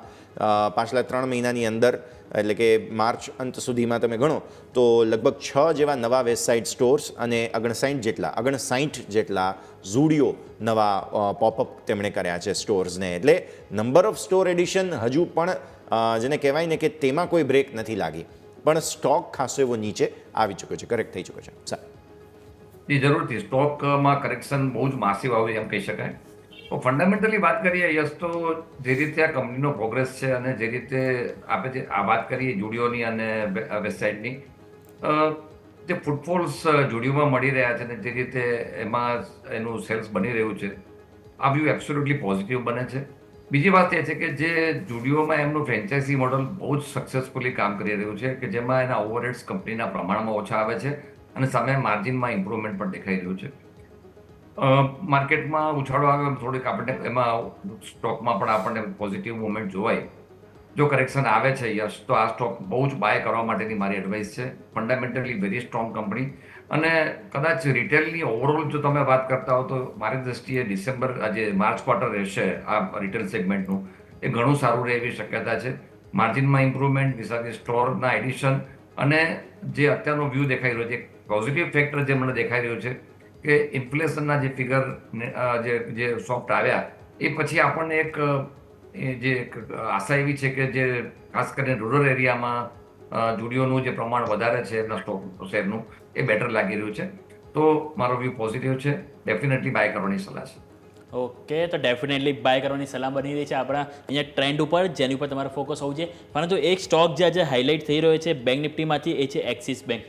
કારણ કે સર આપણે સૌથી પહેલાં જોઈએ, નિમેશ સર તમારી પાસે હું આવીશ. બેંક નિફ્ટીના જે સારી એવી તેજી જોવા મળી, એની પાછળ પ્રાઇવેટ બેંક અને સરકારી બેંક બંનેનો સારો એવો સપોર્ટ હતો. પરંતુ પ્રાઇવેટ બેંકમાં જોઈએ તો 2 બેંકો હતી કે જેમણે સારી એવી મજબૂતી બતાવી. એક છે કોટક મહિન્દ્રા બેંક અને બીજું છે ICICI બેંક. બંને સતત આપણે તેજી સાથે નવા 52 એક હાઈ બનાવ્યા. પરંતુ આજે ક્યાંક ને ક્યાંક ત્યાં આપણે જે ટોપ બન્યા બાદ વેચવાલી જોવા મળી. પરંતુ આજે આપણે જોઈએ તો એક્સિસ બેંક 2% મજબૂતી સવારે પણ હતી અને અત્યારે પણ જે મજબૂતી જાળવી રાખી છે. એટલે કે ક્યાંક ને ક્યાંક અહીંયા આવો મજબૂતી વધારે જોવા મળી રહી છે કમ્પેર ટુ કોટક અને ICICI બેંક. તો હવે કંઈક ને કંઈક હવે આપણે એક્સપેક્ટેશન રાખવી જોઈએ કે સર હવે કોટક અને ICICI બાદ એક્સિસ બેંકનો વારો છે કે જે 52 હાઈ બનાવતું જોવા મળી શકે. સર ગમે 52 વીક હાઈ બનાવતા તો સમય લાગી જશે એવું મને મારું માનવું છે, પરંતુ ડેફિનેટલી જે સ્ટ્રક્ચર છે, એક શોર્ટ કવરિંગ રેલી આપણે સારું જોઈ ચૂક્યા છીએ, અને ક્યાંક ને ક્યાંક મારું માનવું છે કે હજુ પણ તમે 3-4% તેજીની સંભાવના રાખી શકો છો. કારણ કે જો આપણે ચાર્ટ્સ ઉપર જોઈએ અને ઉપરથી એક ટ્રેન્ડ લાઇન જો ડ્રો કરીએ છીએ તો એરાઉન્ડ એ ઉપરમાં 1136ના લેવલ આસપાસ જે છે એ આવી રહી છે. તો હું માનું છું કે હજુ પણ અહીંથી 20 રૂપિયા 2-3% જેવી અપસાઇડ મેક્સિમમ પોસિબલ છે. એનાથી વધારે અત્યારે મને નથી દેખાઈ રહ્યું. સ્ટ્રક્ચર વાઇઝ જોવા જઈએ તો જે તમે 2 બેંકની વાત કરી, ICICI બેંક અને કોટક બેંક, ત્યાં સ્ટ્રક્ચર વધારે મજબૂત જોવા મળી રહ્યું છે. ઇવન HDFC બેંક પણ ઘણી સ્ટ્રોંગ દેખાઈ રહી છે. આઈ થિંક તમારે જો પ્યોરલી ટેકનિકલ બેઝ ઉપર ખરીદી કરવા જેવું હોય તો તમે આઈધર કોટક બેંક અથવા HDFC બેંકની તરફ જઈ શકો છો, અને જ્યાં વેલ્યુએશનનું ફેવર પણ વધારે દેખાઈ રહ્યું છે. ઓકે, સો વ્યૂ આ પ્રમાણે અહીંયાથી એક્સેસ માટે બનતો જોવા મળી રહ્યો છે. એક રિપોર્ટ આજે JM ફિનાન્શિયલનો સ્વિગી પર આવ્યો છે. નિમેશ સર, હું તમારા પાસે લઈને આવું સ્વિગીને. તેમણે ખરીદવાની સલાહ આપી છે, 500ના ટાર્ગેટ આપ્યા છે. તેઓ કહી રહ્યા છે કે કંપની જે છે તે હરીફોને મજબૂત ટક્કર આપશે અને કંપનીનો માર્કેટ શેર જે છે તે 23% આસપાસ રહી શકે છે. હવે સ્વિગીને આપણે ઓબ્વિયસલી ન માત્ર એક ફૂડ ડિલિવરી, પરંતુ સાથે સાથે આપણે જાણીએ છીએ તેમ કે ક્વિક કોમર્સ તરીકે પણ જોઈએ છીએ, અને આવી સ્થિતિમાં ખરીદવાની સલાહ તેમણે આપી છે સ્વિગી માટે થઈને. આજે સવારે તમને યાદ હોય તો એક રિપોર્ટ જે છે તે ખાસ એ રીતે આવ્યો હતો કે તેમને, હું નામ ભૂલી ગયો, કદાચ હું આગળ એક વખત ચેક કરું, બટ એમણે એમ કહ્યું હતું કે મને જે છે તે એટલે કંપનીને બેઝિક બેઝિકલી રેસ્ટોરાં વધારે પસંદ છે, ન કે ફૂડ ડિલિવરી એપ્સ. એટલે કોન્ટ્રાડિક્ટરી વ્યૂઝ આવી રહ્યા છે. અમુક લોકો કહી રહ્યા છે કે ભાઈ રેસ્ટોરન્ટ્સ પર વધારે ફોકસ બને, અમુક લોકો કહી રહ્યા છે કે ડિલિવરી એપ્સ પર. તમે કઈ રીતે જુઓ છો? અને આ કન્સેપ્ટને પણ સમજવો જરૂરી છે સર. એ દરેક બ્રોકિંગ હાઉસનું અને રિસર્ચ એનાલિસ્ટનું પોતાનું ઇન્ડિવિજ્યુઅલ સ્ટડી હોય છે ને પોતાના અલગ અલગ પર્સપેક્ટિવ હોય છે. કોઈની ઉપર હું કોમેન્ટ નહીં કરી શકું, પરંતુ મારો વ્યૂ આ સેગમેન્ટની અંદર એવો છે કે મોસ્ટ ઇમ્પોર્ટન્ટ છે કે આ સેગમેન્ટની અંદર તમે જો યસ તો કોમ્પિટિશન જે છે એ ઇન્ટેન્સિફાઈ થઈ રહી છે. જે પહેલા બ્લિંકિટ આવ્યું, બ્લિંકિટની કોમ્પિટિશનમાં સ્વિગી અત્યારે પોતાનું ઇન્સ્ટા ડિલિવરી લઈને આવી રહી છે. આપણે 2 દિવસ પહેલા સમાચાર હતા કે ડીમાર્ટે પણ અત્યારે ડિલિવરી માટે થઈ અને એની જે ડીમાર્ટ રેડી સબસિડરી કંપની છે એની અંદર એ લોકોએ ફંડ રેઝ કર્યું છે ને એના ઉપર એ લોકો એગ્રેસિવલી ફોકસ કરવાનું પ્લાન કરી રહ્યા છે. સેકન્ડ થિંગ તમે જો તો રિલાયન્સ પણ અત્યારે ક્વિક ડિલિવરીની અંદર, રિલાયન્સ રિટેલ પણ ક્વિક ડિલિવરીમાં જે છે એ ફોકસ કરી રહ્યું છે કે જે ઓલરેડી સ્ટોર લઈને બેઠા છે, ઓલરેડી એક નેટવર્ક છે. તો અગેન આ સ્પેસની અંદર મને એટલી ખબર પડે છે કે આમાં કોમ્પિટિશન જે છે એ આવતા 1 વર્ષની અંદર સ્ટ્રોંગ થવાની છે. પ્લસ તમે જ્યારે રિઝલ્ટ આવ્યું હતું ઝોમેટોનું ત્યારે પણ તમે જો મેનેજમેન્ટ કોમેન્ટ્રી સાંભળો તો ત્યાં પણ એવું કહેવામાં આવ્યું હતું કે ભાઈ અમે સિંગલ ડિજિટની અંદર ગ્રોથ લેવાનો જે છે એ પ્રયત્ન કરશું. એટલે એ પણ ઇન્ડિકેટ કરી રહ્યા છે કે તમારે વધારે ડિસ્કાઉન્ટ આપવા પડશે અને વધારે કોમ્પિટિશનને પહોંચી વળવા માટે થઈ અને તમારે અલગ અલગ સ્કીમ લઈને આવવી પડશે. એટલે ડેફિનેટલી સ્વિગી માર્ટ્સ તમારું જે સ્ટેટમેન્ટ હતું જે બીજા બ્રોકિંગ હાઉસ હતું કે હરીફોને ટક્કર જરૂરથી આપશે, પરંતુ ટક્કર આપવાની અંદર પ્રોફિટેબિલિટી આવશે કે કેમ એ ખબર નથી. અને જો એ વધારે ડિસ્કાઉન્ટ આપશે તો વધારે લોસ આવશે. તો એ કન્ડિશનની અંદર અત્યારના જે વેલ્યુએશન છે અને અત્યારના પ્રાઇસ ઓલરેડી સ્ટોક એક એક્સપેન્સિવ વેલ્યુએશન ઉપર છે, તો હું નથી માનતો ક્યાંયથી કંઈ બહુ મોટા અનાપ રિટર્ન તમે જુઓ. અત્યારે ઓલરેડી 330 ચાલી રહ્યો છે અને 500 રૂપિયાનો ટાર્ગેટ ઓલમોસ્ટ 30 થી 35% જેવું મિનિમમ તમે અહીંથી અપસાઇડ જે છે એ કરંટ કન્ડિશનની અંદર આવે એવી સંભાવના હાલના તબક્કે મને થોડી ઓછી દેખાઈ રહી છે. એટલે મારો વ્યૂ છે કે સ્વિગી અને જ્યાં માર્કેટમાં અત્યારે જે કરેક્શનમાં ઘણી બધી સારી કંપનીઓ છે કે સારા બિઝનેસ મોડેલ છે કે જ્યાં વેલ્યુએશન ઘણા એટ્રેક્ટિવ થઈ ગયા છે, તો આ બધી કંપનીમાં ફોકસ કરીએ કે નહીં કે જે ડિલિવરી સેગમેન્ટ છે કે જ્યાં આપણે જોઈ રહ્યા છીએ કે એગ્રેસિવ કોમ્પિટિશન થવાની છે, એગ્રેસિવ ડિસ્કાઉન્ટ મળવાના છે અને અહીંથી આગળ જતાં પ્રોફિટેબિલિટી પણ હર્ટ થશે.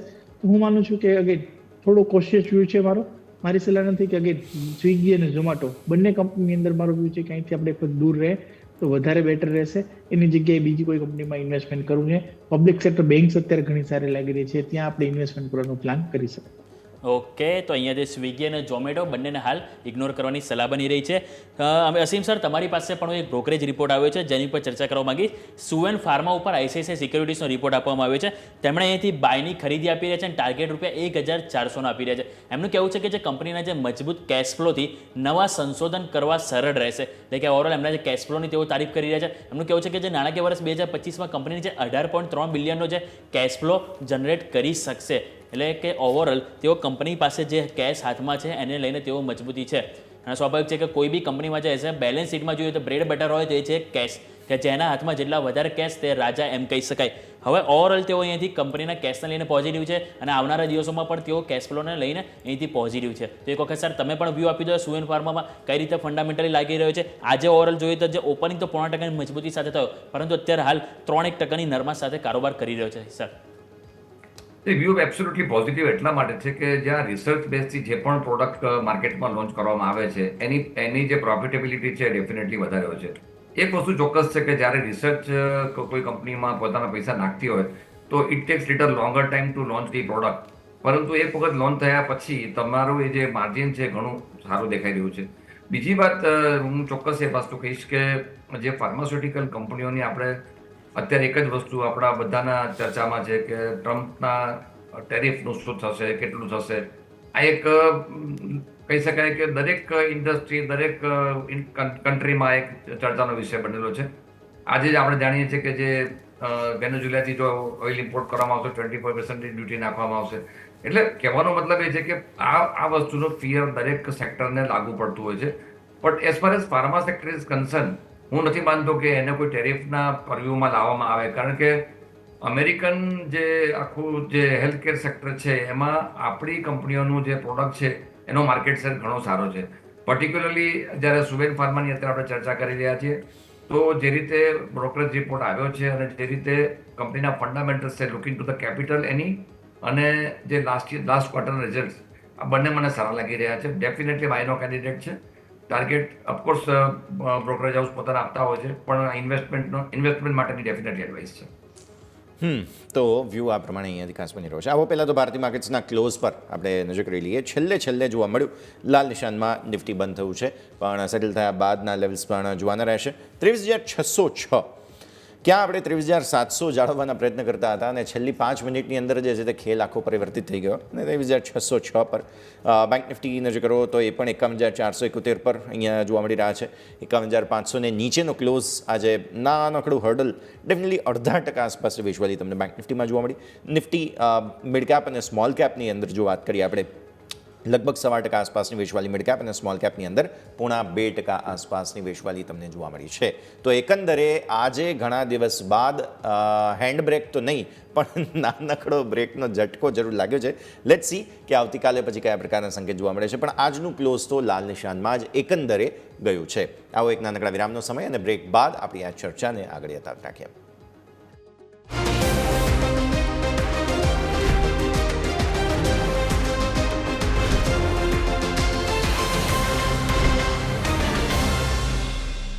તો બ્રેક બાદ આપનું સ્વાગત છે. ભારતીય માર્કેટ્સ તમે જુઓ છો તે પ્રમાણે એક ખાસ સેટલ થયા બાદ લીલા નિશાનમાં નિફ્ટી આવી ગયો. ટિક હાઈ જે છે તે ખાસ બની ગયું, સેટલ થતા 10 પોઈન્ટ ઉપર. બાકી bank Nifty, mid cap, small cap, fin Nifty મામૂલી લીલા નિશાનમાં છે અને એક મિડ કેપ સિલેક્ટ લાલ નિશાનમાં છે.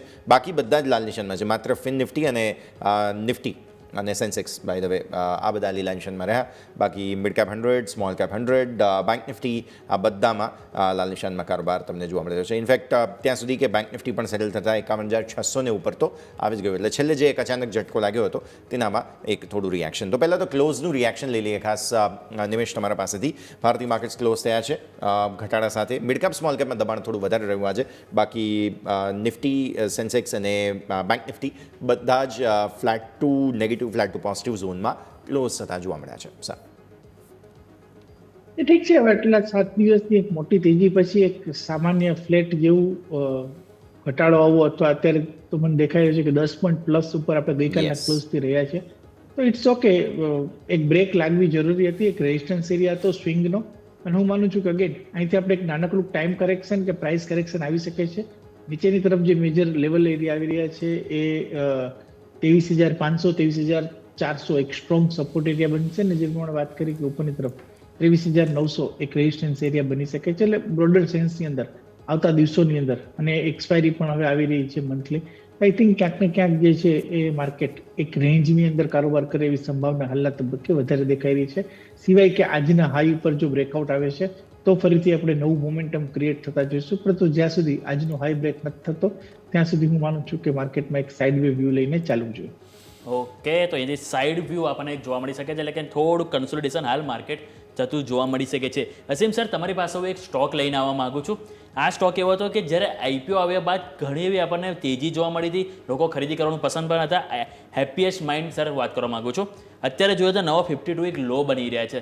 જ્યારે સર આ આઈપીઓ લઈને જ્યારે કંપની આવી ત્યારે એકાદ વર્ષ હતું કે સારી એવી તેજીમાં આપણને આ સ્ટોક જોવા મળ્યો, પરંતુ એક ટાઈમ બાદ આપણે જોઈએ તો જે સ્ટોકમાં વન વે વેચવાલી આપણને જોવા મળી છે. ઇવન સર આપણે જો 5 વર્ષનો પણ જો ચાર્ટ જોઈએ છે 365થી લઈને 1400 સુધી આપણને માત્ર એક વર્ષમાં તેજી જોવા મળી હતી અને 1400થી બાદ સર આપણને કન્ટિન્યુ વન વે વેચવાલી જોવા મળી છે. તો એક વખત સર કંપનીના ફંડામેન્ટલ પણ જાણવા જરૂરી છે કે એવા તો કંપનીના ફંડામેન્ટલ કેવા છે કે સ્ટોકને 1400થી ફરીથી આપણને 600 એટલે કે અડધાથી પણ નીચે આપણને કારોબાર કરવા મજબૂર કર્યો છે. સર સૌપ્રથમ તો જે આપણે વાત કરી કે આઈપીઓ આવ્યા પછી એક સારી ફેન્સી સ્ટોકે પકડેલી હતી અને આપ જાણો છો પ્રમાણે સોફ્ટવેર કંપનીઓમાં એ વખતે પણ એક મોટી ફેન્સી આપણને જોવા મળી હતી.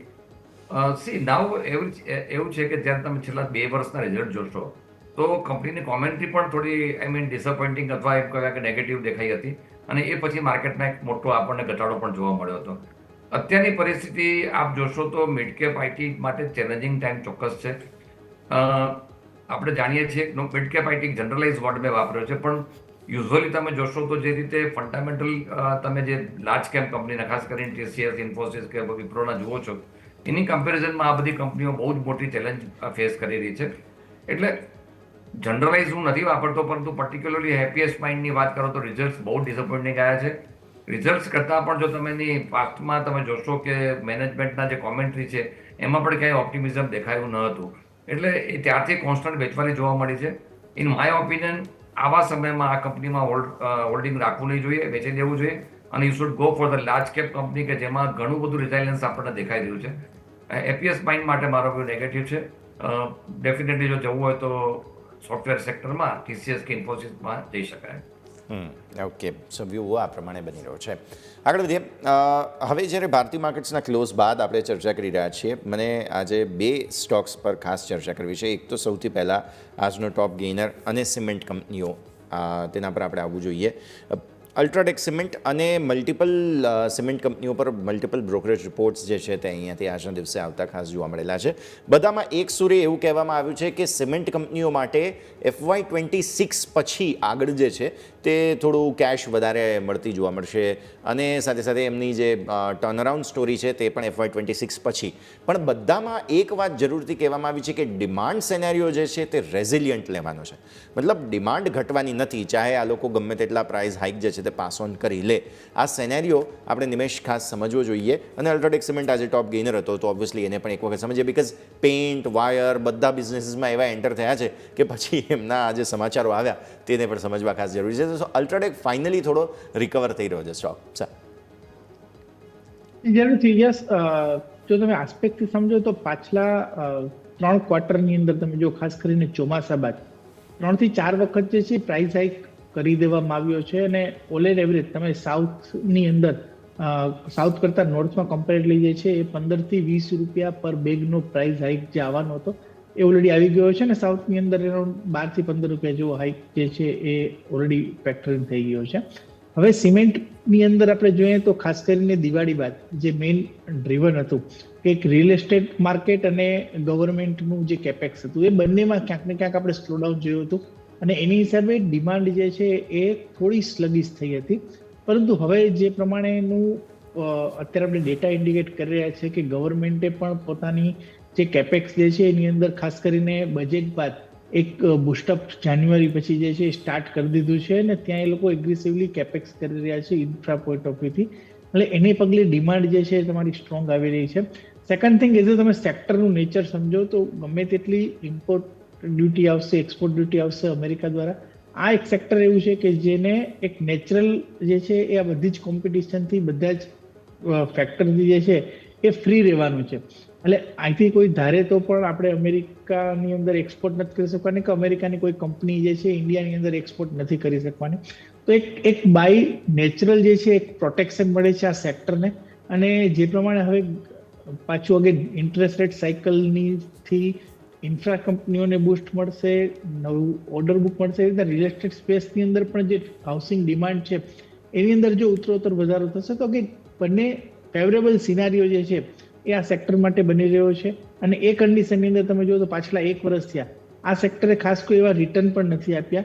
પરંતુ હું માનું છું કે અગેન જે માર્કેટ લીડર છે એ આગળ જતાં સારું કરી શકશે. અલ્ટ્રાટેક સિમેન્ટની અંદર વ્યૂ મારો બુલિશ છે. મને લાગે છે કે આવતા 1 વર્ષનું વ્યૂ લઈને ચાલવામાં આવે તો અહીંથી આપણે 13,000 રૂપિયા સુધીના લેવલ્સ જે છે જોવા મળી શકે છે. અંબુજા સિમેન્ટ કરંટ લેવલથી ઘણો સારો લાગી રહ્યો છે, અને એની અંદર મારું માનવું છે કે 650 રૂપિયા સુધીના લક્ષ્યાંક આવી શકે છે. એટલે આ દિગ્ગજ પ્લેયર જે માર્કેટ લીડર છે અને જે પાન ઇન્ડિયા જે લોકોની પ્રેઝન્સ છે એવી કંપનીઓ હું માનું છું કે અહીંથી આપણે એક આઉટ પરફોર્મ કરતા જોઈ શકશું. ઓકે, સો વ્યૂ આ પ્રમાણે અહીંયાથી ખાસ પણ તો જોવા મળી રહ્યું છે, નજર રાખવાની રહેશે. આવો એક ક્વિક બ્રેકનો સમય, અને બ્રેક બાદ આપણી આ રજૂઆતને આગળ વધારીશું.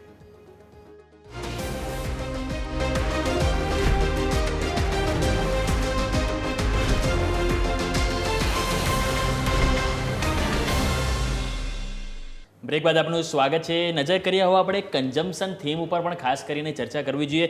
અસીમ સર, તમારી પાસે હું કન્ઝમ્પશન થીમ લઈને આવવા માગું છું, જેમાં ખાસ કરીને આપણે વોલ્ટાસ છે, બ્લુ સ્ટાર છે, હેવેલ્સ છે, એટલે કે જે બી આપણે જે ગરમી રિલેટેડ જે પણ સ્ટોક છે, ઇવન પાવર સ્ટોક જે છે એ તો આપણે સારી એવી તેજી જોવા મળી છે, પરંતુ સાથે સાથે આપણે જોઈએ તો વોલ્ટાસ, બ્લુ સ્ટાર એમાં સારી એવી તેજી આપણને માર્ચ મહિનામાં જોવા મળી છે. કારણ કે આ ફેરી અમુક રિપોર્ટ પણ સામે આવ્યા છે કે આ ફેરી ગરમી વધારે પડવાની છે, જેના કારણે જે રૂમ એસી છે એમાં 25% વધારો જોવા મળી શકે, એટલે કે ડિમાન્ડ વધવાની છે, જેના કારણે આ બધા સ્ટોક છે સારા એવા રન કર્યા છે. તો હજુ પણ સર જે ગરમી તો હજુ શરૂઆત થઈ નથી, એટલે કે સારી એવી ખરીદારી લોકોની જોવા મળશે. એટલે કે ક્યાંક ને ક્યાંક આ જે Q4 અને જે નેક્સ્ટ જે Q1 આવશે નાણાકીય વર્ષ 2026 એમાં ક્યાંક ને ક્યાંક આપણે એન્ટિસિપેટ કરવું જોઈએ કે કંપનીની આવકમાં ક્યાંક ને ક્યાંક આપણે જે પોઝિટિવ ઇમ્પેક્ટ જોવા મળી શકે. સર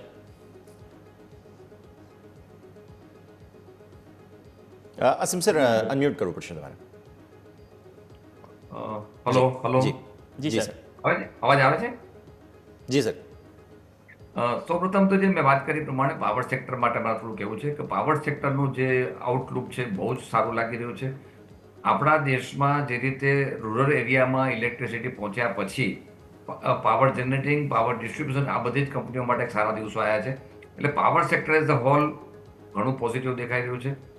વીસ એક વસ્તુ સમજવી જોઈએ કે જ્યાં ઇલેક્ટ્રિસિટી નથી પહોંચતી ત્યાં આજે આપણને લગભગ અનઇન્ટરપ્ટેડ અથવા તો નંબર ઓફ અવર્સ વધારે આપણને વીજળી પહોંચતી થઈ ગઈ છે. અને એ કારણસર રૂરલ એરિયામાં આ ટાઈપના જે એસી છે, ફ્રીજ છે, એ જે આપણે એક સમયમાં ડિસ્ક્રિશનરી કન્ઝમ્પશન તરીકે વાપરતા શબ્દ વાપરીએ છીએ, એમાં ડિમાન્ડની ઘણી મોટી ડિમાન્ડ દેખાઈ રહી છે.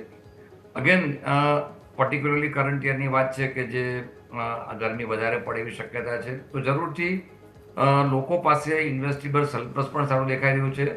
અને જે હમણાં જ આપણે વાત કરી નિમેશભાઈએ કે જે ઇન્ફ્રા સ્પેન્ડિંગ વધી રહ્યું છે અને એ કારણસર ગવર્મેન્ટ સ્પેન્ડિંગ આપણને એક સબસ્ટેન્શિયલ વધે એવી પૂરેપૂરી શક્યતા છે. આપ જાણો તે પ્રમાણે કદાચ આજે જ બજેટ આપણને લોકસભામાં પાસ થતું જોવા મળી શકે છે. અને એ પછી ગવર્મેન્ટે જે બજેટ એલોકેશન કર્યું છે ઇન્ફ્રા સ્પેન્ડિંગ માટે એ આપણને જોવા મળશે. એની ડાયરેક્ટ ઇમ્પેક્ટ આપણને કન્ઝમ્પશન ઉપર જોવા મળશે.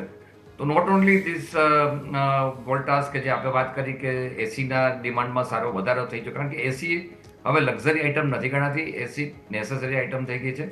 અને એ કારણસર એસી, ફ્રીજ કે જે કન્ઝ્યુમર ડ્યુરેબલ્સ છે આ બધામાં એક સારી રેજી જોવાય એવી પૂરેપૂરી શક્યતા છે. જેમ હમણાં મેં જુડિયોની વાત કરી કન્ઝમ્પશનની, સિમિલર પેટર્ન ઉપર વાત કરો તો જરૂરથી આ બધી કંપનીઓ માટે સારા સમાચાર આવી શકે છે. તો સારા સમાચારની શક્યતાઓ તો અહીંયાથી ડેફિનેટલી બનતી જોવા મળી રહી છે, નજર રાખવાની રહેશે.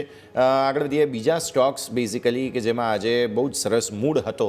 જે નિમેશ સિમસર જે અહીંયાથી કન્ઝમ્પશનની વાત કરી રહ્યા હતા તેનાથી મારે SBI કાર્ડને થોડું લીડ ઇન કરવું છે, બિકોઝ સમર સિઝન, ફેસ્ટિવલ્સ ત્યારબાદ આવશે અને કન્ઝમ્પશન અલ્ટિમેટ પીક પર રહેવાનું છે સમર સિઝનમાં, વેકેશનની રિલેટેડ એક્ટિવિટીઝ, ટ્રાવેલ ટુરિઝમની, અને ત્યારબાદ ફેસ્ટિવલની સિઝન જે હશે ત્યારે લોકો જે શોપિંગ વગેરે કરતા હોય છે તે. સો SBI કાર્ડ બહુ સરસ જગ્યા પર છે સર. અને તમે જો મંથલી ચાર્ટ જુઓ તો વારંવાર આ સ્ટોકે 825, 826થી સપોર્ટ લઈને આગળ વધવાની કોશિશ કરી છે. એક મહિનામાં 857 બે વાર ક્રોસ કરીને આ ત્રીજી વખત 857ને ઉપર નીકળ્યો. અને યરલી ચાર્ટ્સમાં પણ ફાઇનલી આપણને 52 સપ્તાહના ઉચ્ચતમ સરો હવે બનતા જોવા મળી રહ્યા છે. એટલે બહુ ઇન્ટરેસ્ટિંગ ચાર્ટ્સ છે. અને ફાઇનલી કદાચ IPO આવ્યા બાદથી જેને કહેવાય ને કે SBI કાર્ડ આવ્યો ત્યારથી ક્યારેય એણે રોકાણકારોને કદાચ ખુશ નથી કર્યા, પણ હવે જેમણે ધીરજ રાખી હશે તેઓ ખુશ જરૂર થઈ રહ્યા હશે. સર જરૂર થઈ જશે. જે પ્રમાણે ચાર્ટનું સ્ટ્રક્ચર પણ બની રહ્યું છે, સ્ટ્રોંગ સપોર્ટ એરિયા લઈને વારંવાર આ ઝોનથી 675ની આસપાસથી બાઉન્સ આપે છે. હું માનું છું કે અગેન અત્યારે જે પોઝિશન બની રહી એક રાઉન્ડિંગ સ્ટ્રક્ચર બની રહ્યું છે. શોર્ટ ટર્મ એંગલથી જોઈએ તો 2023 28 જૂન 2023ના લેવલથી, અને એ જો આવતા 1-1.5 મહિનાની અંદર પૂરું થાય છે તો ઉપરમાં 932, એટલે અહીંથી એરાઉન્ડ જે આપણે 8-9% અપસાઇડની ગણતરી જે છે એના પોઈન્ટ ઓફ વ્યૂથી લેવું હોય તો ચોક્કસપણે લઈ શકાય. એક નાનકડા કન્સોલિડેશન પછી આજે એક બ્રેકઆઉટ આપવાની તૈયારી કરી હતી, અને જો આજના હાઈ બ્રેક કરશે તો ડેફિનેટલી આપણે ઉપરની તરફ હું માનું છું કે 934 સુધીના લક્ષ્યાંક શોર્ટ ટુ મીડિયમ ટર્મની અંદર બતાવી શકાય છે. રહી વાત ફંડામેન્ટલી તો અગેન જે પ્રમાણે નવા ક્રેડિટ નંબર 2 પ્લેયર છે, અને જે એક રૂલ્સ આવ્યો હતો સુપ્રીમ કોર્ટનો કે અમુક % વધારે જે અનાપ શનાપ રિટર્ન લેતા હતા એ નહીં લેવાના, અને એની હિસાબે ક્યાંક ને ક્યાંક જે છે અનફેવરેબલ સિચ્યુએશન થઈ હતી. હું માનું છું કે અગેન એક ટેમ્પરરી જે ઇમ્પેક્ટ આવવાની હતી આવી ગઈ છે, અને હવે gradually again vacation season start થશે, નવું સ્પેન્ડિંગ સ્ટાર્ટ થશે, પછી દિવાળી આવશે, અને જે પ્રમાણે અત્યારે કન્ઝ્યુમર ગુડ્સની અંદર વાત કરીએ ત્યાં પણ એક સ્પેન્ડિંગ જે છે સારું થતું હોય છે, ને ત્યાં SBI એક લીડિંગ પ્લેયર હોય છે બધી સ્ટોર ઉપર, ત્યાં એક ડિસ્કાઉન્ટ સારું હોય છે કાર્ડ ઉપર. તો એ એક માર્કેટિંગ એગ્રેસિવ માર્કેટિંગ સ્ટ્રેટેજી સાથે ચાલે છે કંપની, અને એનો ફાયદો ક્યાંક ને ક્યાંક નંબર ઓફ જે છે એ કાર્ડ હોલ્ડર પ્રત્યે કંપનીને થશે. તો 935ના લક્ષ્યાંક સાથે મારો વ્યૂ બુલિશ છે, અને મારું માનવું છે કે કોઈ પણ જાતનો ડીપ આવે છે તો SBI કાર્ડ ખરીદી કરવાની સલાહ છે. 935 શોર્ટ ટર્મની અંદર બતાવી શકે છે. ઓકે, SBI કાર્ડની વાત થઈ કે જેમાં 935ના લેવલ આપણને જોવા મળી શકે છે. સર, હું તમારી સાથે અસીમ સર વાત કરવા માગું છું એક ઇન્સ્યોરન્સ સેક્ટર લઈને, કારણ કે જ્યારે પણ સર માર્ચ મહિનો આવતો હોય છે ને ત્યારે એક સેક્ટર હોય છે કે જ્યારે ઓવરઓલ એમાં જે કામ કરતા લોકો માટે અને ઓવરઓલ આ જે ટ્રાફિક વધારે થઈ જતો હોય છે. કારણ કે જ્યારે માર્ચ મહિનો એવો એટલે સ્વાભાવિક છે કે આપણને જે ફાઇનાન્શિયલ યર એન્ડ હોય છે, એટલે કે સૌ કોઈ શું જોતું હશે કે મારા આ વર્ષે કેટલો ટેક્સ ચૂકવવાનો થશે. એટલે એમાંથી સૌથી પહેલાં આપણે શું કરીશું કે આપણે CA પાસે જઈશું, અને CA પાસે જઈને આપણે ક્વેશ્ચન કરીશું કે મારે ક્યાં રોકાણ કરવું. તો સૌથી પહેલું એક તો ઓપ્શન આપણને આ આવે છે કે જે આપણને ટેક્સ બચાવી શકીએ. બીજું એક એ પણ છે કે આપણે જે ELSS ફંડ છે ત્યાં પણ આપણે રોકાણ કરતા હોય મ્યુચ્યુઅલ ફંડમાં, પરંતુ જનરલી લોકોએ કે ઇન્સ્યોરન્સ છે કે જેને પણ એક ટેક્સ સેવિંગ તરીકે ઘણા બધા પ્લાનો છે કે જેમાં રોકાણ કરવાનું પર્પઝથી તેઓ ઇન્વેસ્ટ કરતા હોય છે. તો એને રિલેટ કરીને આપણે જે બી ઇન્સ્યોરન્સ સ્ટોક છે એને માર્ચ રિલેટેડ આપણને ક્યાંક ને ક્યાંક સ્વાભાવિક છે કે આવનારા અઠવાડિયામાં, એટલે કે ક્યાંક ને ક્યાંક નેક્સ્ટ ક્વાર્ટરની વાત કરીએ તો ક્યાંક ને ક્યાંક આપણને તેજી એક્સપેક્ટેશન કરવી જોઈએ. અને એઝ અ CA સર તમે આને સારી રીતે આન્સર આપી શકો સર. યમિક, એક વસ્તુ ચોક્કસ છે કે ઇન્સ્યોરન્સ સેક્ટર માટે મેં પાસ્ટમાં પણ ઘણું ડિસ્કશન કરેલું છે. ભારત જેવા દેશમાં કે જ્યાં આટલી વસ્તી છે તે છતાં પણ જે ઇન્સ્યોરન્સ કવરેજ છે બહુ ઓછું છે, અને એઝ સચ જે ટેલર મેડ સ્કીમો નો ડાઉટ અત્યારે આવી રહી છે પણ એટલી રોબસ્ટ નથી આવતી કે જે ઇન્વેસ્ટરને અથવા તો આપણા ઇન્સ્યોરન્સ લેનારને કન્વિન્સ કરી શકતી હોય. કદાચ લાંબુ ડિસ્કશન થઈ શકે પણ હું કદાચ એમાં નહીં જાઉં. આપણે અત્યારે જઈએ કે પર્ટિક્યુલરલી જે incentive scheme as far as income tax is concern કેવી રીતે ગણાય. આપણે જાણો છો એ પ્રમાણે છેલ્લા 2-3 વર્ષથી જ્યારે સરકારે એક નવી રિઝિમ બહાર પાડી અને ત્યારે ઓલ્ડ રિઝિમને કાઢી નથી નાખી, પરંતુ જે રીતે અત્યારે દેખાઈ રહ્યું છે પ્રમાણે ઓલ્ડ રિઝિમ ઓલમોસ્ટ એમ કહી શકાય કે નલ એન્ડ વોઇડ જેવું થઈ ગયું છે. કારણ એક જ છે કે ઓલ્ડ રિઝિમમાં કે જેમાં સેક્શન 80ના બેનિફિટ્સ જે મળી રહ્યા છે એ લીધા પછી પણ જો ટેક્સ તમે ગણતરી કરો તો નવા રિઝિમમાં ટેક્સના રેટ બહુ જ રિઝનેબલ છે, અને એ કારણસર most of the tax payer બધા નવી રિઝિમમાં આવેલા છે. એટલે જે એક ઇન્સેન્ટિવ હતું કે મ્યુચ્યુઅલ ઇન્સ્યોરન્સ આપણે લઈશું તો આપણને ઇન્કમ ટેક્સનો બેનિફિટ મળશે, આઈ થિંક કે બહુ મોટા પ્રમાણમાં એ વસ્તુ અત્યારે નલિફાઈડ થઈ ગઈ છે અને એની ઇમ્પેક્ટ બહુ રહેતી નથી. કારણ કે LICના પ્રીમિયમ અને ELSS આ બંને સેક્શન 80C આપણને બાદ મળતા આવ્યા છે. વેરેઝ ઇન ધ ન્યૂ રિઝિમ એ બાદ મળતા, એમાં કોઈ પણ જાતના ડિડક્શન મળતા નથી. પણ ઇવન આફ્ટર દેટ જો રેટ રિઝનેબલ છે એટલા માટે કરીને નવી રિઝિમ વધારે બેનિફિશિયલ ટેક્સ પેયરને થઈ રહી છે. એટલે એ કદાચ હવે બહુ ડીલિંગ થઈ ગયું છે કે આપણે ઇન્વેસ્ટ ટેક્સના એંગલથી આપણે LIC લઈએ. પરંતુ મારું એવું ચોક્કસ માનવું છે કે આપણે ત્યાં most of the people are underinsured. એટલે એ એક એડ્રેસ ચોક્કસ કરવું જોઈએ. અને એ પછી પણ ઇન્સ્યોરન્સમાં એક બીજો જે મોટો ફટકો પણ આપ જાણો છો પ્રમાણે કે ઇન્કમ ટેક્સના નિયમ પ્રમાણે તમારા પ્રીમિયમના તમારી જે પોલિસી કવરેજ છે એનાથી 10% જો વધારે પ્રીમિયમ ભરશો તો જ્યારે તમારું એ રિટર્ન આવશે એ ટેક્સેબલ થઈ જશે.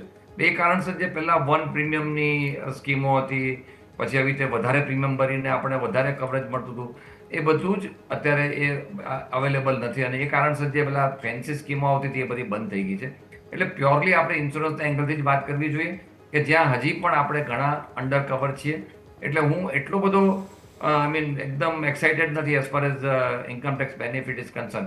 પણ યસ, મને ચોક્કસ લાગી રહ્યું છે કે ગ્રેજ્યુઅલી અવેરનેસ વધી રહી છે, અને એ કારણસર જો ઇન્સ્યોરન્સ કંપનીમાં કોઈ સિલેક્ટ કરવાનું આવે તો HDFC લાઈફ ઇન્સ્યોરન્સ મને બેટર લાગી રહી છે. બિલકુલ. તો આ વ્યૂ આપણને અહીંયાથી કાંસમંતો જોવા મળી રહ્યું છે, નજર રાખવાની રહેશે. ઇન્સ્યોરન્સ પર હજુ પણ મારે એક ચર્ચા આગળ કરવી છે, પણ એક નાનકડા વિરામનો પણ અત્યારે ફિલહાલ સમય થઈ ગયો છે. બ્રેક લઈએ અને બ્રેક બાદ આપણે એ ચર્ચાને આગળ યથાવત રાખીશું.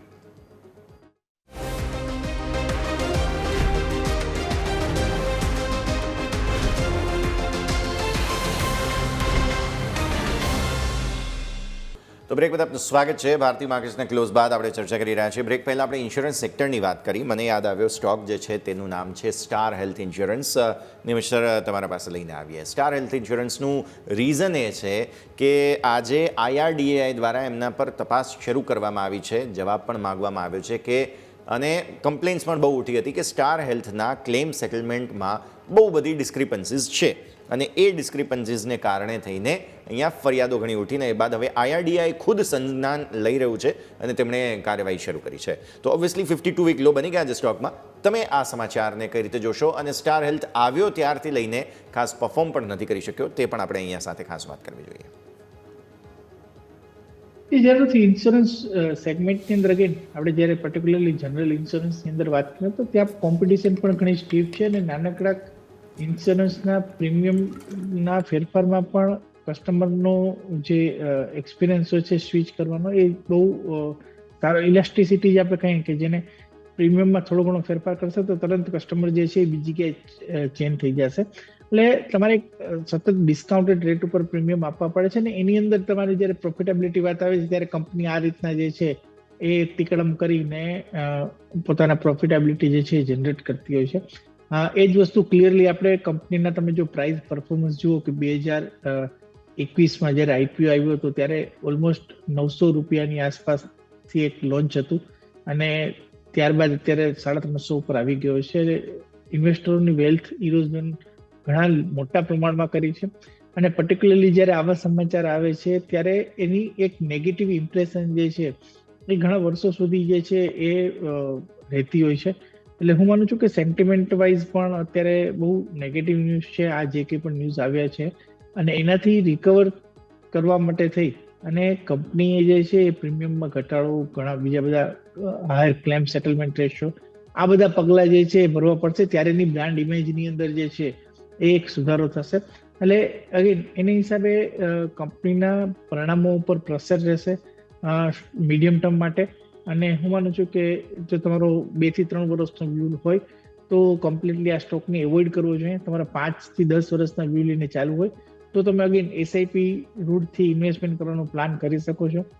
પરંતુ હાલ પૂરતી તમારી સલાહ રહેશે એ ચાર્ટનું સ્ટ્રક્ચર પણ નબળું છે, સ્ટોક નવા 52 વીક લો બનાવી રહ્યો છે, ટ્રેન્ડ રિવર્સલના કોઈ સંકેત નથી.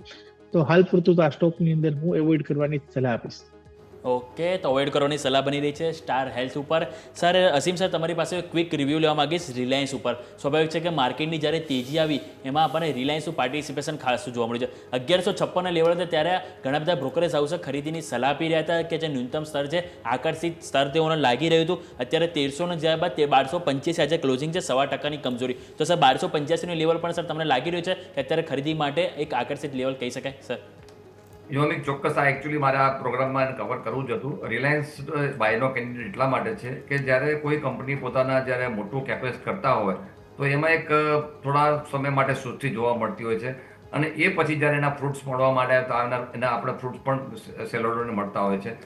આઈ થિંક એ જે પ્રોસેસ હતો બોનસ આવ્યા પછી જે મોટો ઘટાડો આપણને સ્ટોકમાં જોવા મળ્યો ત્યારથી આ સ્ટોક માટે હું એકદમ બુલિશ છું અને મને લાગી રહ્યું છે કે જે ગ્રીન હાઇડ્રોજનમાં કે બેટરી સેવરમાં જે એમનું ઇન્વેસ્ટમેન્ટ છે એ હવે આપણને માર્કેટ થતું થોડા વખતમાં દેખાશે. અગેન આ સ્ટોક લોંગ ટર્મ માટે નહીં પણ એટલીસ્ટ 1 યર માટે પણ જો બાય કરવામાં આવશે હું ફરીથી કહીશ કે ફાઇનાન્શિયલ 25-26 માટે રિલાયન્સ વન્સ અગેન લીડિંગ કરશે, પર્સન્ટેજ વાઇઝ પણ સારું રિટર્ન આપશે અને કંપનીના પ્રોફિટેબિલિટીમાં પણ ઘણી ઇમ્પ્રુવમેન્ટ થવી શક્યતા છે. હું આ સ્ટોક માટે ખૂબ જ બુલિશ છું. ઇન્વેસ્ટર એમાં બાય કરી શકે છે વિથ ધી 1 યર હોરાઇઝન. બિલકુલ. તો વ્યૂ આ પ્રમાણે અહીંયાથી ખાસ બધું જોવા મળી રહ્યું છે. નજર રાખવાની રહેશે રિલાયન્સ માટે થઈને. અને આ સાથે સમય થઈ ગયો છે રજા લેવાનો. નિમેશ સર, જલ્દી આપણે ચર્ચા કરીએ આપના ડિસ્ક્લોઝર્સ. જે કંઈ પણ સ્ટોકની ચર્ચા કરી છે પર્સનલ મારું કોઈ સ્ટોકમાં હોલ્ડિંગ નથી. ક્લાયન્ટને એડવાઇસ આપેલી હોઈ શકે છે ને ક્લાયન્ટની પોઝિશન જે તે સ્ટોકમાં હોઈ શકે છે. દર્શક મિત્રો વિનંતી કે કોઈ પણ જાતનો ટ્રેડ લેતા પહેલા પોતાના ફાઇનાન્શિયલ એડવાઇઝરનો અચૂક સંપર્ક કરે. આ સમૂહ બોલ્યા બદલ આપનો ખૂબ ખૂબ આભાર. અસીમ સર આપની પાસે પણ ડિસ્ક્લેમર લેવા માંગીશ સર. જે આપણે ઘણા સ્ટોક ડિસ્કસ કર્યા એમાંના અમુક સ્ટોક ફેમિલીના પોર્ટફોલિયો હોઈ શકે છે. વ્યુઅર્સ જ્યારે પણ ઇન્વેસ્ટમેન્ટ કરે પોતાના ફિનાન્શિયલ એડવાઇઝરની સલાહ લઈ પછી જ ઇન્વેસ્ટમેન્ટ કરે. યોમિક આપનો અને યશનો ખૂબ ખૂબ આભાર શોમાં બોલાવવા માટે. Thank you sir. ખૂબ ખૂબ આભાર નિમેશ અને સર અસીમ સર આપનો પણ ખૂબ ખૂબ આભાર અમારા સાથે જોડાવા માટે અને આ સમગ્ર અપડેટ માટે. તો ભારતીય માર્કેટ્સ આજે ક્લોઝ થયા છે મામૂલી એવા રેન્જમાં પણ દિવસભર અને 7 દિવસની તેજીને આજે જે બ્રેક લગાવી તે highlight of the day, highlight of the story બનતા જોવા મળી રહ્યા છે. આ સાથે જ મને અને યોમિકને આપશે રજા. આગળના અપડેટ્સ માટે આપ જોતા રહો ન્યૂઝ કેપિટલ ગુજરાત.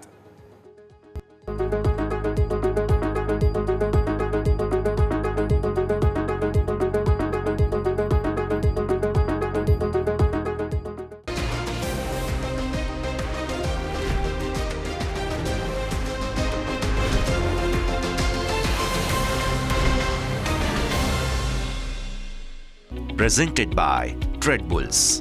अब ट्रेडिंग सबके बस की बात है।